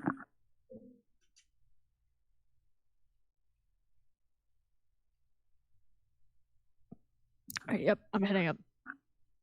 No. Okay, cool. Tell, you are there downstairs at the moment. I will come back to you in 1 second. Tommy, upstairs. Perception check for me, please.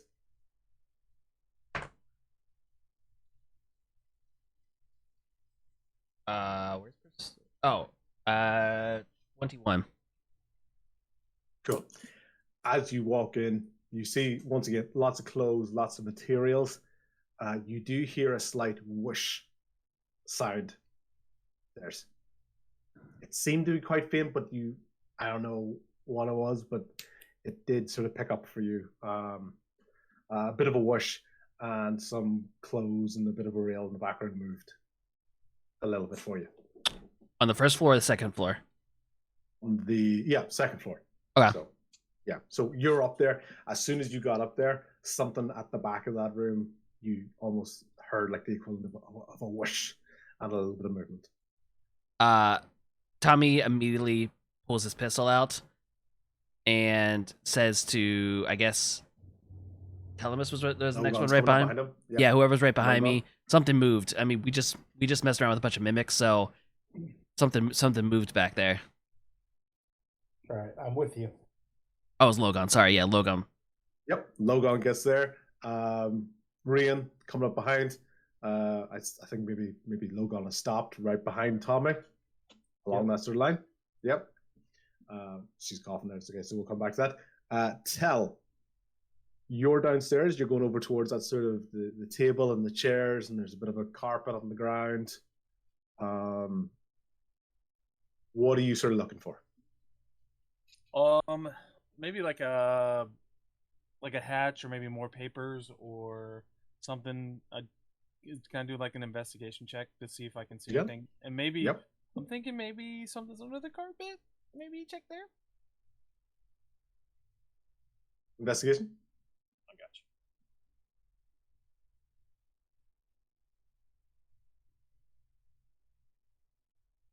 you. 11. Because you specifically mentioned looking at the carpet, it's not like you have to succeed in lifting the carpet.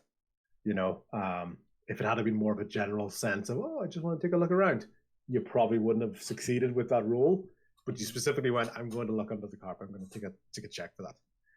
You lift up the carpet, and lo and behold, below that there is a hatch. There's a bit of a small metal ring on that. So it's definitely a hatch sitting there at the.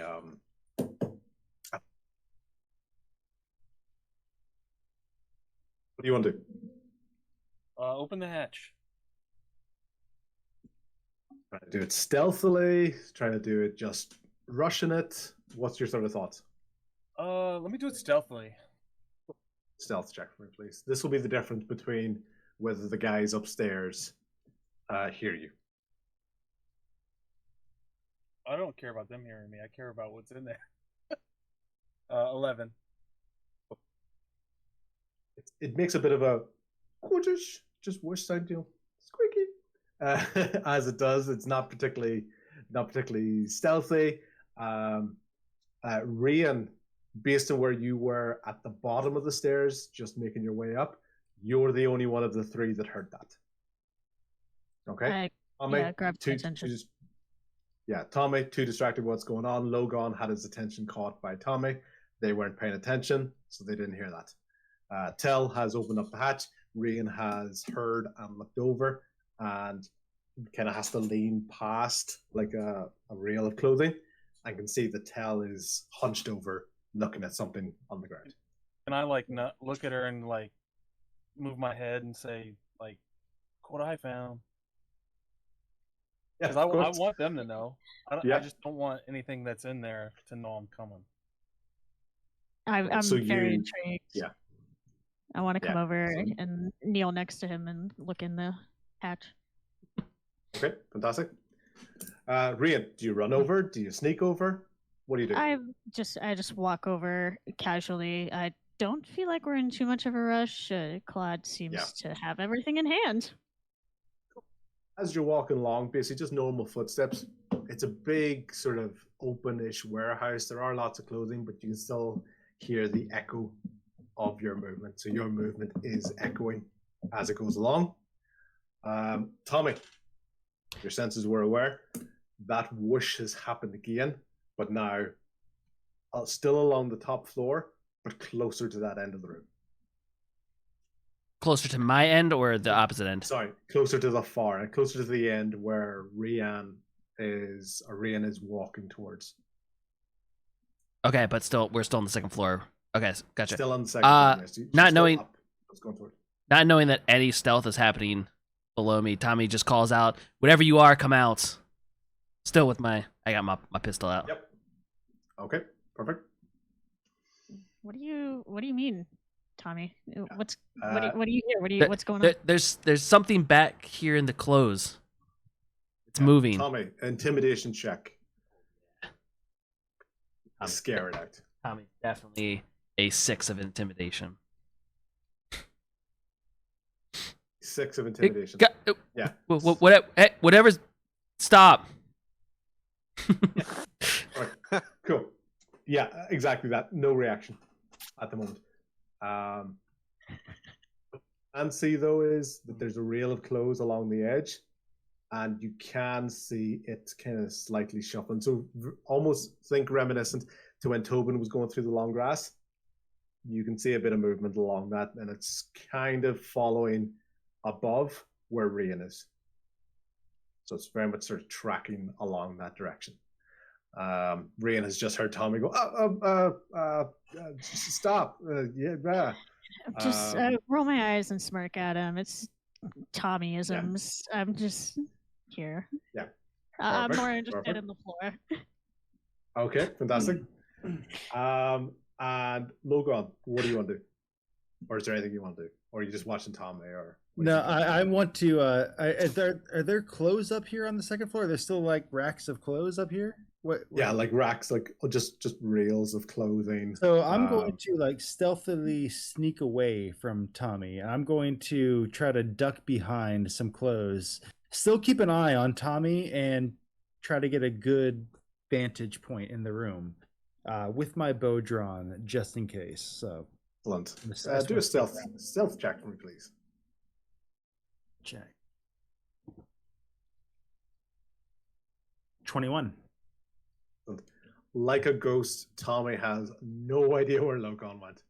That's not going to help my intimidation at all. I turn around and no one's behind me. No one's behind me either. Comes at you, I'm ready. Logan is just gone.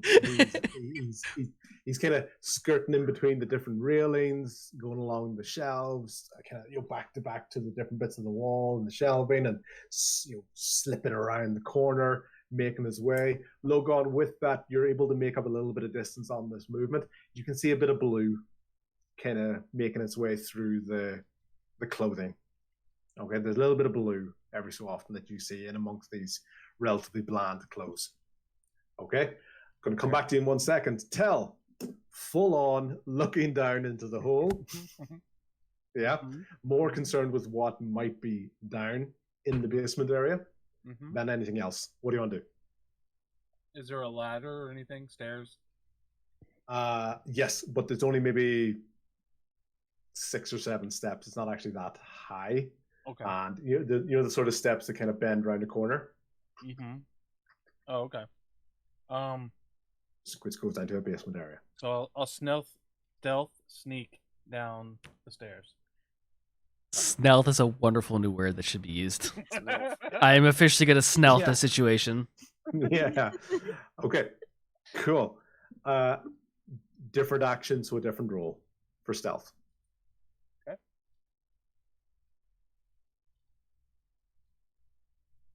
15. As you go down, relatively soft foot, a little bit of a creak of the stairs as you go along, but it's still a good roll, so it's still a relatively controlled roll that somebody could mistake for just the way wood and boards creak every so often. Okay? It's very, very dark in there. And of this passage basically covers the entire floor area for this. And you can see 4 distinct lines of clothing in front of you.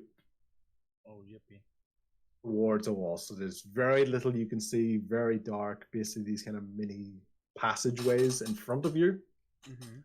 And at the far end, you can't see that far yet, but basically it goes the whole way across the bottom of this building.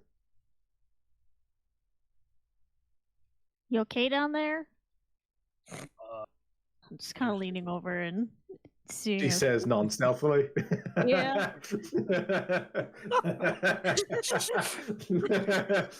Hey, you okay down there? Yeah. In a second, I'm a little worried. I don't hear any sounds, so I don't think there's immediate danger. Yell stealthily. Cool. Can I do like an investigation check to see if I see anything? Like yeah. So you're. maybe... Do you have dark vision? I don't know if you've dark vision. I do. You do have dark vision. So yeah, you can do an investigation check. Dark vision for you in this area, pretty much everything kind of looks grayscale. It's not that you can't see it perfectly, but it's almost grayscale, if that makes sense. That's how dark vision kind of comes across. And you can see most of this, so you can nearly see towards the far end of the wall, but maybe just shy of the far end of the wall based on the length of this building. Because you're basically going from the south part of the building right way up to the north part of the building. Yeah, investigation check.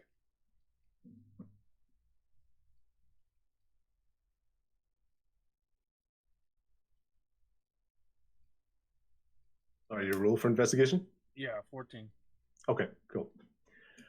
Yeah, so what you can see based in this area is that I think you're probably looking for any sort of a movement or any sort of things that are going on in here at the moment. So none of these closed railings are moving at all.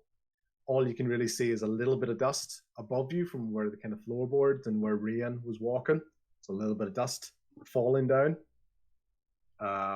And as you kind of creep forward, you start to see a large metal bench in front of you at the far end.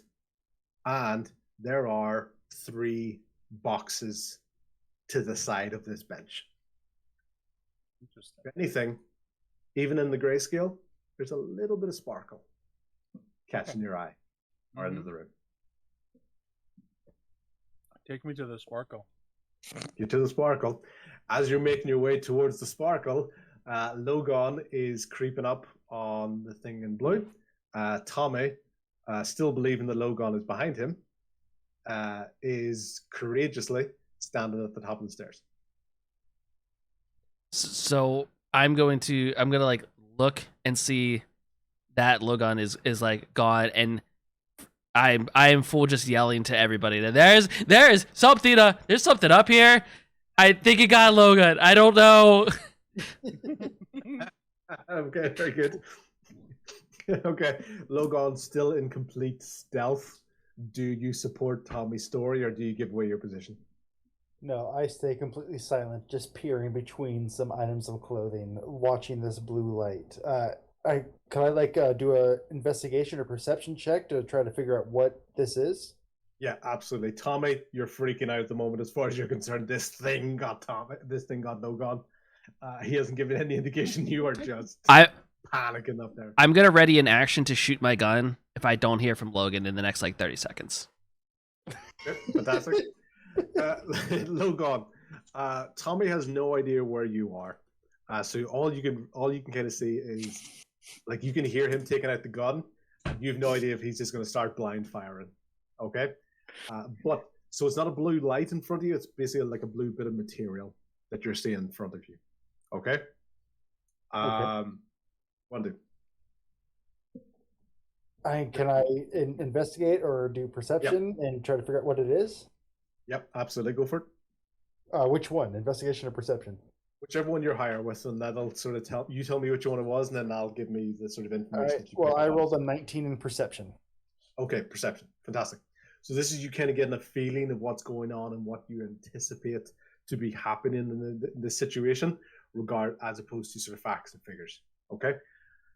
Logan, you're used to tracking like beasts and things in the forest. Okay, so you're generally sort of looking for footprints, etc. as you go along, some sort of marking on the ground. Even though you can see the blue, you cannot see any feet. There's nothing actually touching the ground in front of you, and that's really what sort of catches your eye right off the bat. It's not particularly big, but there's nothing touching the ground at the moment. Okay. Can I kind of like shout, whisper back to Tommy? Yeah, just like, hey, I'm okay. I don't know what this is. That doesn't help me. I just want him to know I'm okay. But I don't shoot. Now that I heard Logan, I know Logan's not dead or gone. But I'm still very on edge because that information didn't give me anything to help. So I'm just gonna call out again. You better come out. There's a lot of us. The movement stops in front of Logan. It was working its way back towards Tommy. It stops upon Tommy's warning. Logan, from your angle, you're basically maybe 10 feet away from it. You can see the bit of blue. You've got your arrow drawn. What do you want to do? Like, how do you want to react? I'm going to put my bow away and step out and confront whatever is in front of me, unarmed. Oh, Logan, there you are. Very good. Okay, Logan, the blue stops. The clothes in front of you on the railing shift as you can feel it almost turning towards you. Out from this, something begins to creep forward. A little bit more blue, a little bit of gold, a little bit of red. And basically, in its reaction to you,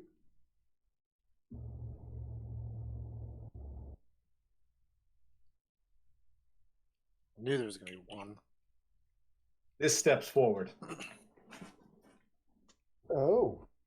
Looks to have kind of decorative eyeballs on it. It looks to have fringing that makes it look like teeth. It's like Doctor Strange. It's got a little bit of a bow. It is indeed very, very much like Doctor Strange's cloak because it's looking at you but without eyes. You know, it kind of does like almost like the dog sort of head tilt. You know, it's trying to communicate to you non-verbally, but it has come out. It's seen that you've put your bow and arrow down. It is shaking, so it was very, very scared. I think Tell's just away there. Okay. Yeah, he'll be back. Yeah, it's basically come out from the thing, and it's looking right at you. Tommy, you looking down the line, all you see is this thing come out of the clothing area and is staring Logan down. And between the two of you, you're reacting. I shoot. No. Tommy shoots. Tommy, roll for an attack.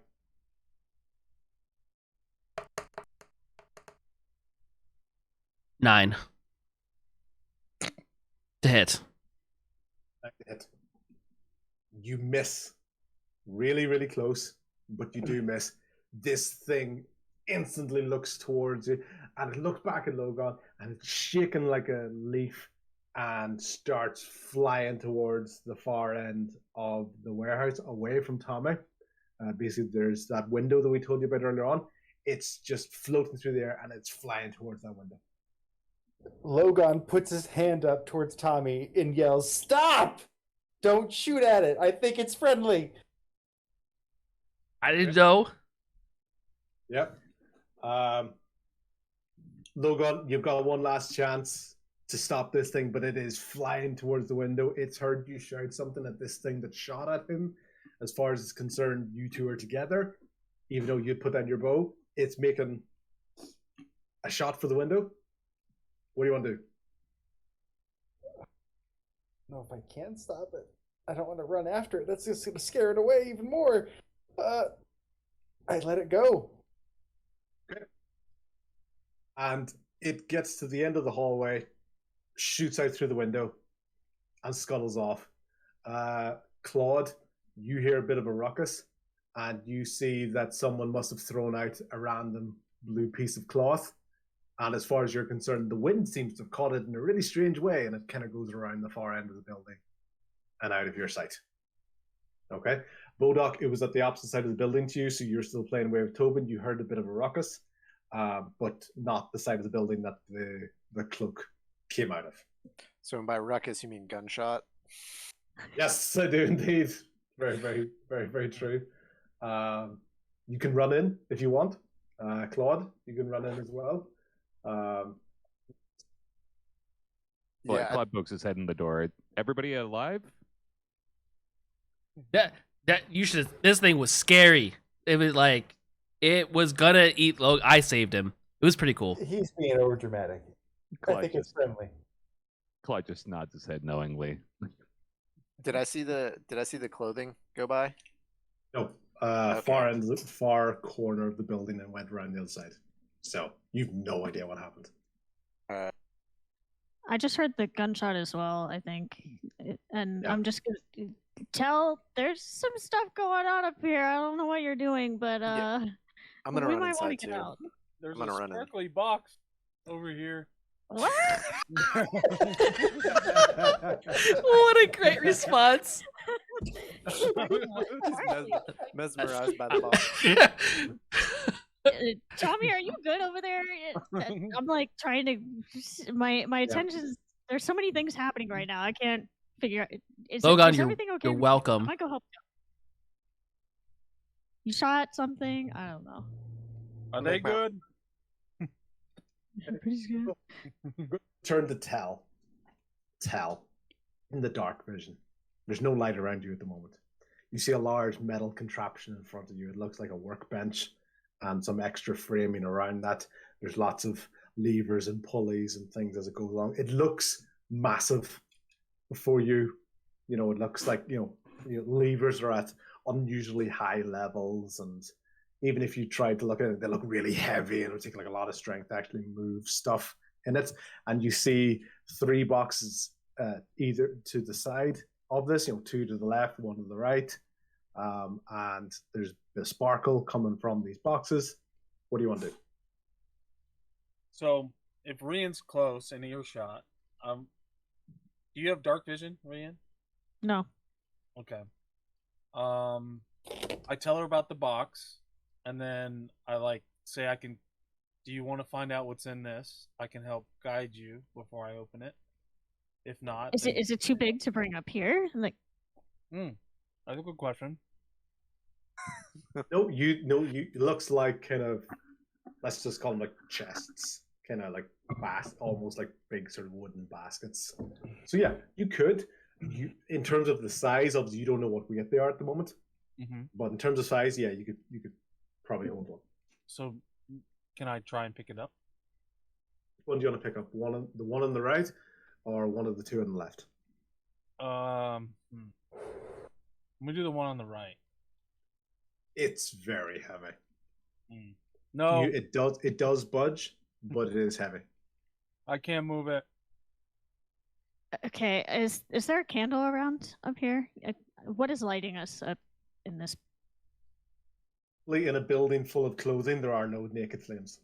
So I've made my Okay. way back around after hearing the gunshot and like checked in like with when I heard Claude ask if everything was all right, heard that ruckus. And now can I hear this as well? Like them asking Yeah. for a candle? Or Yeah. like I got one. And I have a candle in my inventory. Okay, So very good. I can see if I have anything. Do you have a way to light it? I can't produce flame. I can only manipulate it. You can recycle it. yeah, I guess I don't have any real way Well, to... if there's like a tinder box, you probably would. To be honest, it's sort of a general sort of adventurer thing. I just You know, have it just says candles. Literally just in my I'm inventory. fine with if you've got candles. You've probably got a way of lighting the candles. Terrific. You haven't had anyone like sort of ransack your bag or anything to take stuff and whatever. So yeah, you would have a way to light it. Sounds good. I light one, hand it to Rian, and I light one, and now mine. I'm going in too. Yeah, we'll both go down the stairs then. Tobin's coming. Well, can I bring Tobin with me? Which you cut out. Right, it's your choice. No, Yeah. leave him. Leave him. No, I'm gonna bring Tobin. Okay. There's more of Tobin these. basically gets invited. Tobin Well, gets I'm gonna invited into the invite. room. I'm gonna try to motion for Tobin to also come in with me. Whether he comes or not, that's up to him. Would you like Yeah, me to do so- an animal handling check with No, him? no, that's fine. You're Okay. going to have one in a second. Tobin comes into the room. It's just like a normal, like, come on in, right? And something catches Tobin's nose, and it's a bolt for the latch in the basement area. Do you want to try to control him or I stop do. him or just Yeah, I'm gonna Right. try to do. He's that. about to bolt, so animal handling. Just again, just stay. Yeah. Oh fuck. That is a 7. He's bolting past you. He's about to bolt past Rian. Rian, he's just looking. He's just going to go straight into that hatch. Do you want to try to stop him? Or you're going to let him go. Look on, That's we can like hear you John. typing. Rian, did you hear me? No, I thought we were. I thought Boduk was handling. I tried Yes. to. You I got tried a to, 7, and Yeah. so he ran past me, and now he's gonna run past you. He's running past you. Here's your split second. Do not miss your chance to blow. Just say you do an animal handling check. And Tobin is gone. Tobin's gone again. Tobin has blitzed past Rian. I've tried to pick up Tobin before, and he didn't really respond to Yeah. me. I've had to make an illusion, so I'm not. I know that Tobin's still not really warmed up to me. Oh, he is. He was thankful and all that there, but just in the split moment, dog brain focused. Like he's going with the thing. Rian once again gets caught out by a split second reaction. Tobin has bust down into the hatch, is running straight towards Tell. Tell, you can see that Tobin is going straight for the boxes, straight towards the boxes. Okay. So I'm gonna let him like pick a box and then see kind of see his reaction. So his nose is getting really, really up close to it. His nose is about to touch the boxes, and he's sniffing away like mad around the boxes, and just starts barking, bark, bark, bark, bark. He's going crazy at these boxes. Okay. So, is there one in particular or all of them? All of them. He's basically going back and forth between all three of them. Okay. Can I follow down the stairs? Is it like a aggressive bark, or is Sorry. it like a I found something? Yeah, like super excited bark. You know, if anything, because you were looking at Tommy when Tommy tried to do the sleight of hand earlier on, it's very, very similar to the reaction Tobin had to Tommy's pocket. Interesting. Something you know that other people might not have picked up on, but that's a nice connection to that moment earlier on. It's very similar. That same excited, almost, for lack of a better term, dogged determination to get to these boxes, to get to what's in these boxes. I ain't saying he's a gold digger. All right, let me open the sparkling one. Okay, they're all sparkling. Yep, don't worry, they're all sparkling too, which is fine. Just one. Okay, let me open the one on the right then. One on the right. Open it up. There are so many of those gold coins that you found earlier on. They all have the imprint of Timura, the goddess of luck, printed on these coins. This box is chock-a-block full of gold coins. And because you recognize the sparkle across the boxes, the other two are also chock full of gold. Sitting to either side of this massive metal contraption. Interesting. We're gonna need a bigger bag.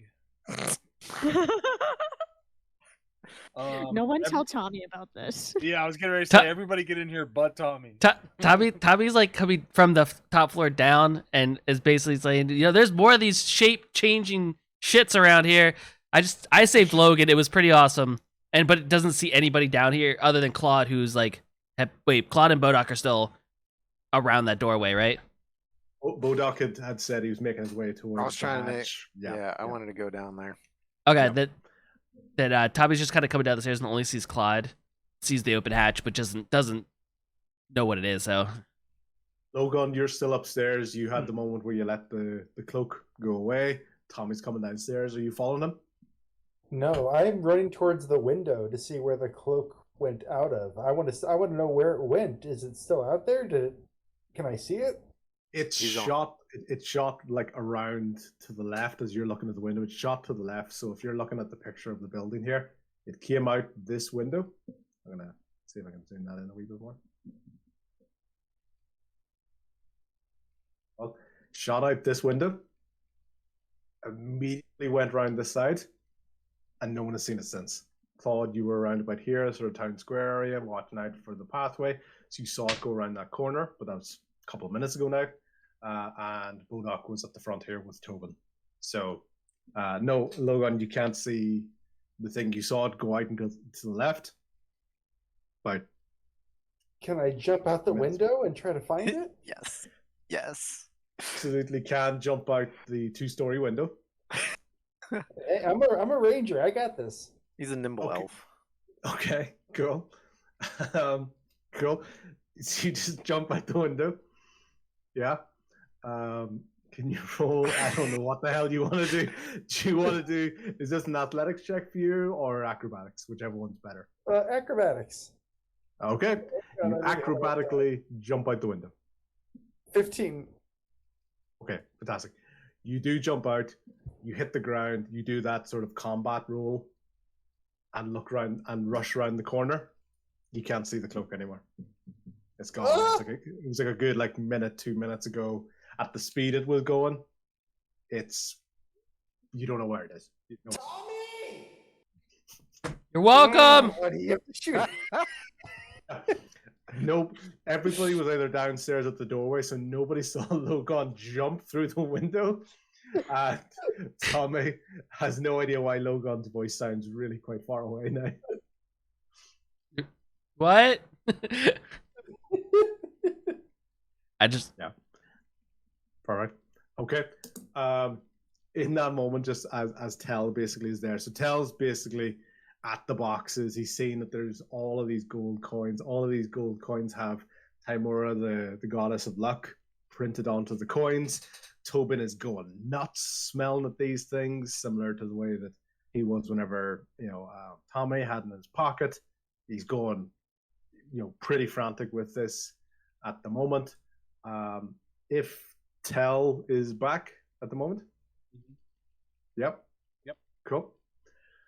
Tell, you've got the boxes. Tobin's going crazy. You've got the gold coins. Rain and Bodok are near the hatch. Claude is near the doorway. Logon's coming down the stairs past where Claude is.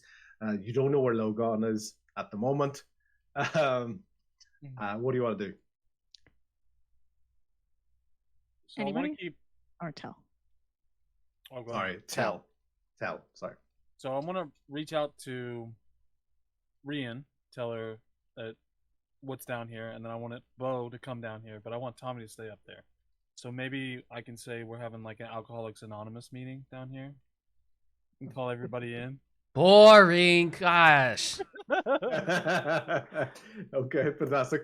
Rian and Bodok have just heard that there's an Alcoholics Anonymous meeting downstairs. They've heard Tommy react to being bored.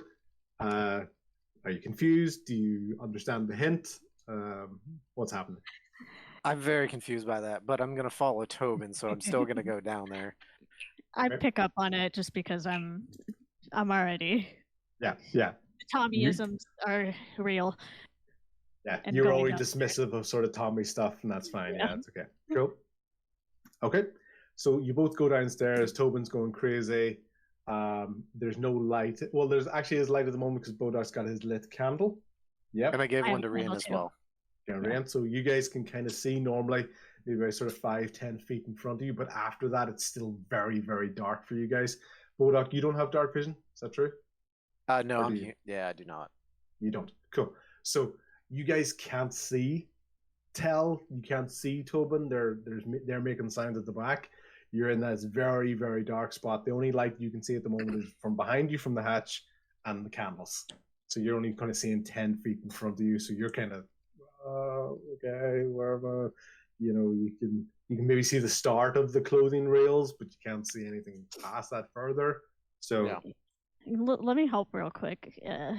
I'm gonna do control flames and double the area of bright light cast by the Okay. flame for the next hour. Cool. Does that work? Can that work on multiple targets, or is it just yours? I think it's just the one, but it'll at least help visibility for the room. Is that a first level spell or a cantrip? Cantrip.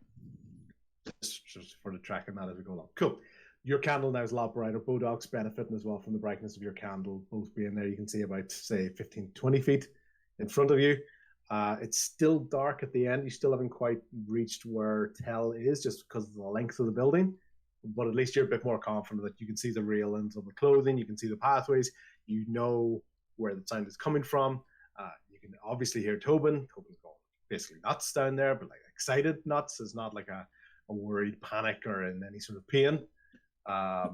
This is like you've said W in front of your dog, and it's going nuts and it wants to go outside.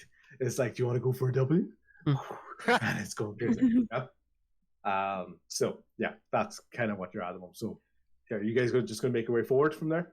Or Tell, is there anything you want to say to kind of coax them to come forward or reassure them? Because at the Brian, moment you can see the light, but they're not moving towards you.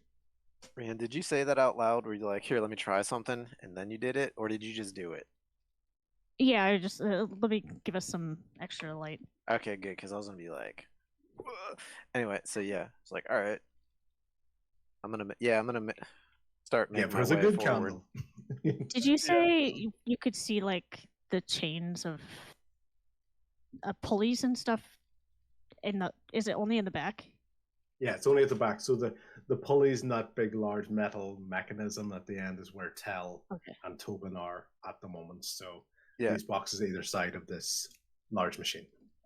I'm gonna make my way back towards Tell and Tobin. Yeah. I'm gonna like gesture for Rian to take the lead. Why I'll, don't you take the lead since you got the bigger candle? Yeah. Once I get back there, can I do an investigation check and look at these pulleys? Yeah, cool. just before you do that, Claude, behind you, a doorway opens at the corner. Of the corner of Flattery. People are coming in. Sorry. People are coming into this corner of Flattery Town. You can see where they're coming from. You're at the doorway. Okay, so you hear this. There's no real sort of attempts at sneaking or stealth. There's no trumpets or anything that's blowing for them. You can just hear that that path, that corner post has opened, and they are walking through. What you can see from that distance is basically a five-person front and some layers of people behind that. You can see the flag that you recognize now. And just before we leave you at the moment, you're going to see that there is an individual in a red cloak on the back of a horse. Claude's, just for reference, Claude's been spending this time out here kind of like recomposing himself after the fight. Like he wants to look like he's not completely disheveled. You know, straightening his clothes out, fixing his hair. Claude has hair, by the way. Cool. Doc, you're all downstairs. Tommy's looking bored on the ground floor. I see that. I see the boxes of gold coins as we approach. I'm just gonna gasp, exasperated, be like, oh, the heart's desire. This must be what this must be what the note you said tell was about. This has to be it. This is the treasure. This is One-Eyed Willie's treasure. I'm sorry, I don't say that. What do we do? I'm looking at the pulleys and want to do that check if I can. Investigation or history, whichever one's higher for you. Yeah, investigation. Cool. So 19 plus 2, 21. Excellent. Cool. As you're looking down, you're seeing small sort of metal panels and pulleys that are connected, and you can see the reverse image of the Timora logo on these panels. And you can see that there's spaces that would be directly underneath that someone would pull down. You get the feeling that with that matching up with the coins, this is like a printing press that someone has converted into making this type of current. We can make more of this? If you have the materials. I think this is where they're literally printing money. It's a mint? Well, they have to have the gold first, right? Well, that's one thing. So, Rian gets the idea of, we can make more of this. But you don't see any raw materials around you. All you see is sort of finished product. Tommy kind of. Sorry. Go ahead. I'm gonna shout. Here, I'm gonna peg this on and be like, Tommy, the heart's desire's down here. Well, what are you doing? The hearts. I don't even know what that means, but the group has kind of gotten here. Like Tommy's like, Claude, you kind of want to go maybe head that off, and he still has his gun out because now in his head every piece of clothing could be in here, it could be moving. So he has like his back against the wall by the doorway, and he knows that the group has entered. So he kind of peeks out and like sees that the group has come through the door, but he still has his gun out because in his head now any one of these clothing are going to come at everybody. So he hears your thing of the heart's desire. I don't know what the heart does desire, but we should probably get a move on. Like we have company and things are moving up here. And I kind of cut him off. I kind of look at Bo. I'm like, shh. The heart's desire is being sober.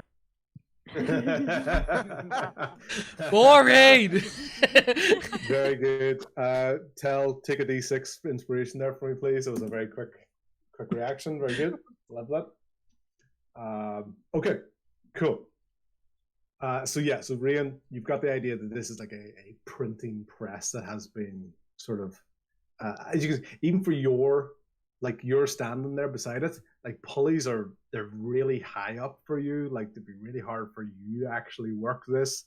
And you get the feeling a lot of this is very heavy, it's very big. It's probably not something that you think you could work actually on your own. And based on what you've kind of seen from these enemies and how gigantic and massive they were, you get the feeling it was probably not other humans that were making points. Yeah, guys, it sounds like we don't have much time left. So I think as much as this is very interesting, we should just pack our pockets and go. Yeah, you're right. Sorry, I was just overwhelmed. I just didn't know what came over me. Sorry, Tal. I didn't mean to. This is your treasure. You're right. It's all yours. I'll leave it be. Well, I just wanted to be cautious. Maybe there's a trap or something. I don't want him to get. Yeah. I don't want him digging in these. Yeah, you're right. He's a little sneaky.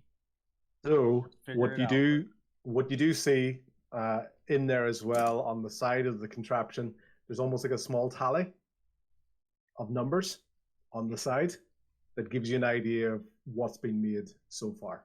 Okay, and there's little handmade scratches of little additions and subtractions as we go along. Okay, so if you take a look at that, Can I count those? Yep, of course. Well, you can at least, you'll see the numbers and then do what you want from there. Okay. Yeah. So let me make sure I get this correct because I want to make sure it's working. Did you try to call on Logan a minute ago, but I wasn't here? Yes. I'm sorry. It's okay. Okay. My headset was cutting out because I had to go pee. My bad. That's all right. That's all right.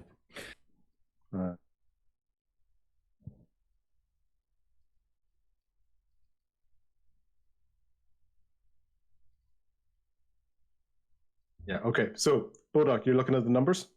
Yeah, I'm gonna investigate where Rian was and look at the numbers as well. Now that I'm of sane mind. Yeah.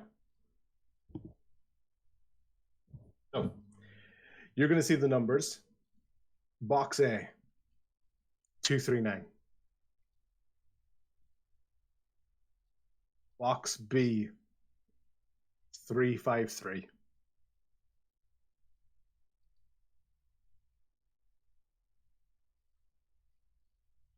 Then you're going to see box C, okay, which has 74, but that number's scratched out. You'll then see the number 68. It's scratched out. 65, scratched out. 62. Can you repeat that? Is that important information? Yeah, I don't know. Don't know yet. Box A had, what was it, 249? I got 68, 65, and 62. I'm gonna read it out. I'm gonna read that out to them. Yeah, so these those last few numbers are scratched out. Okay, so you box A had 239. 239. Okay, 239.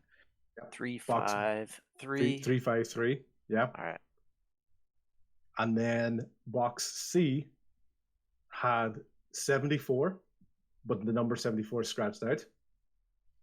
Yeah. Yep. The number 68 is scribbled beside it. It's also scratched out. Yep. 65 is beside it. Scratched out. Now is just the number 62, which is normal. 2. Is one of the boxes less? Like, is there? So I'm gonna look at those numbers. I'm gonna look inside the boxes. Does one have significantly less coinage in it? There was 2 boxes to the left. Yes. The one on the right, the heaviest box, the one Tel tried to lift, that's box B. That's the one with 353 in it. Yeah. Okay. Box A is the box on the ground. That's got the heaviest one because the box on top of that is the one that's significantly less. It's the one that had 74, then 68, then 65, then 62. So it got significantly less than the other boxes. I'm gonna grab some coins out of the 62 one. Okay. Wait. Easy grab. Yeah. Wonder how many am I gonna grab? I don't know. Just gonna shake them up. I don't know what to do.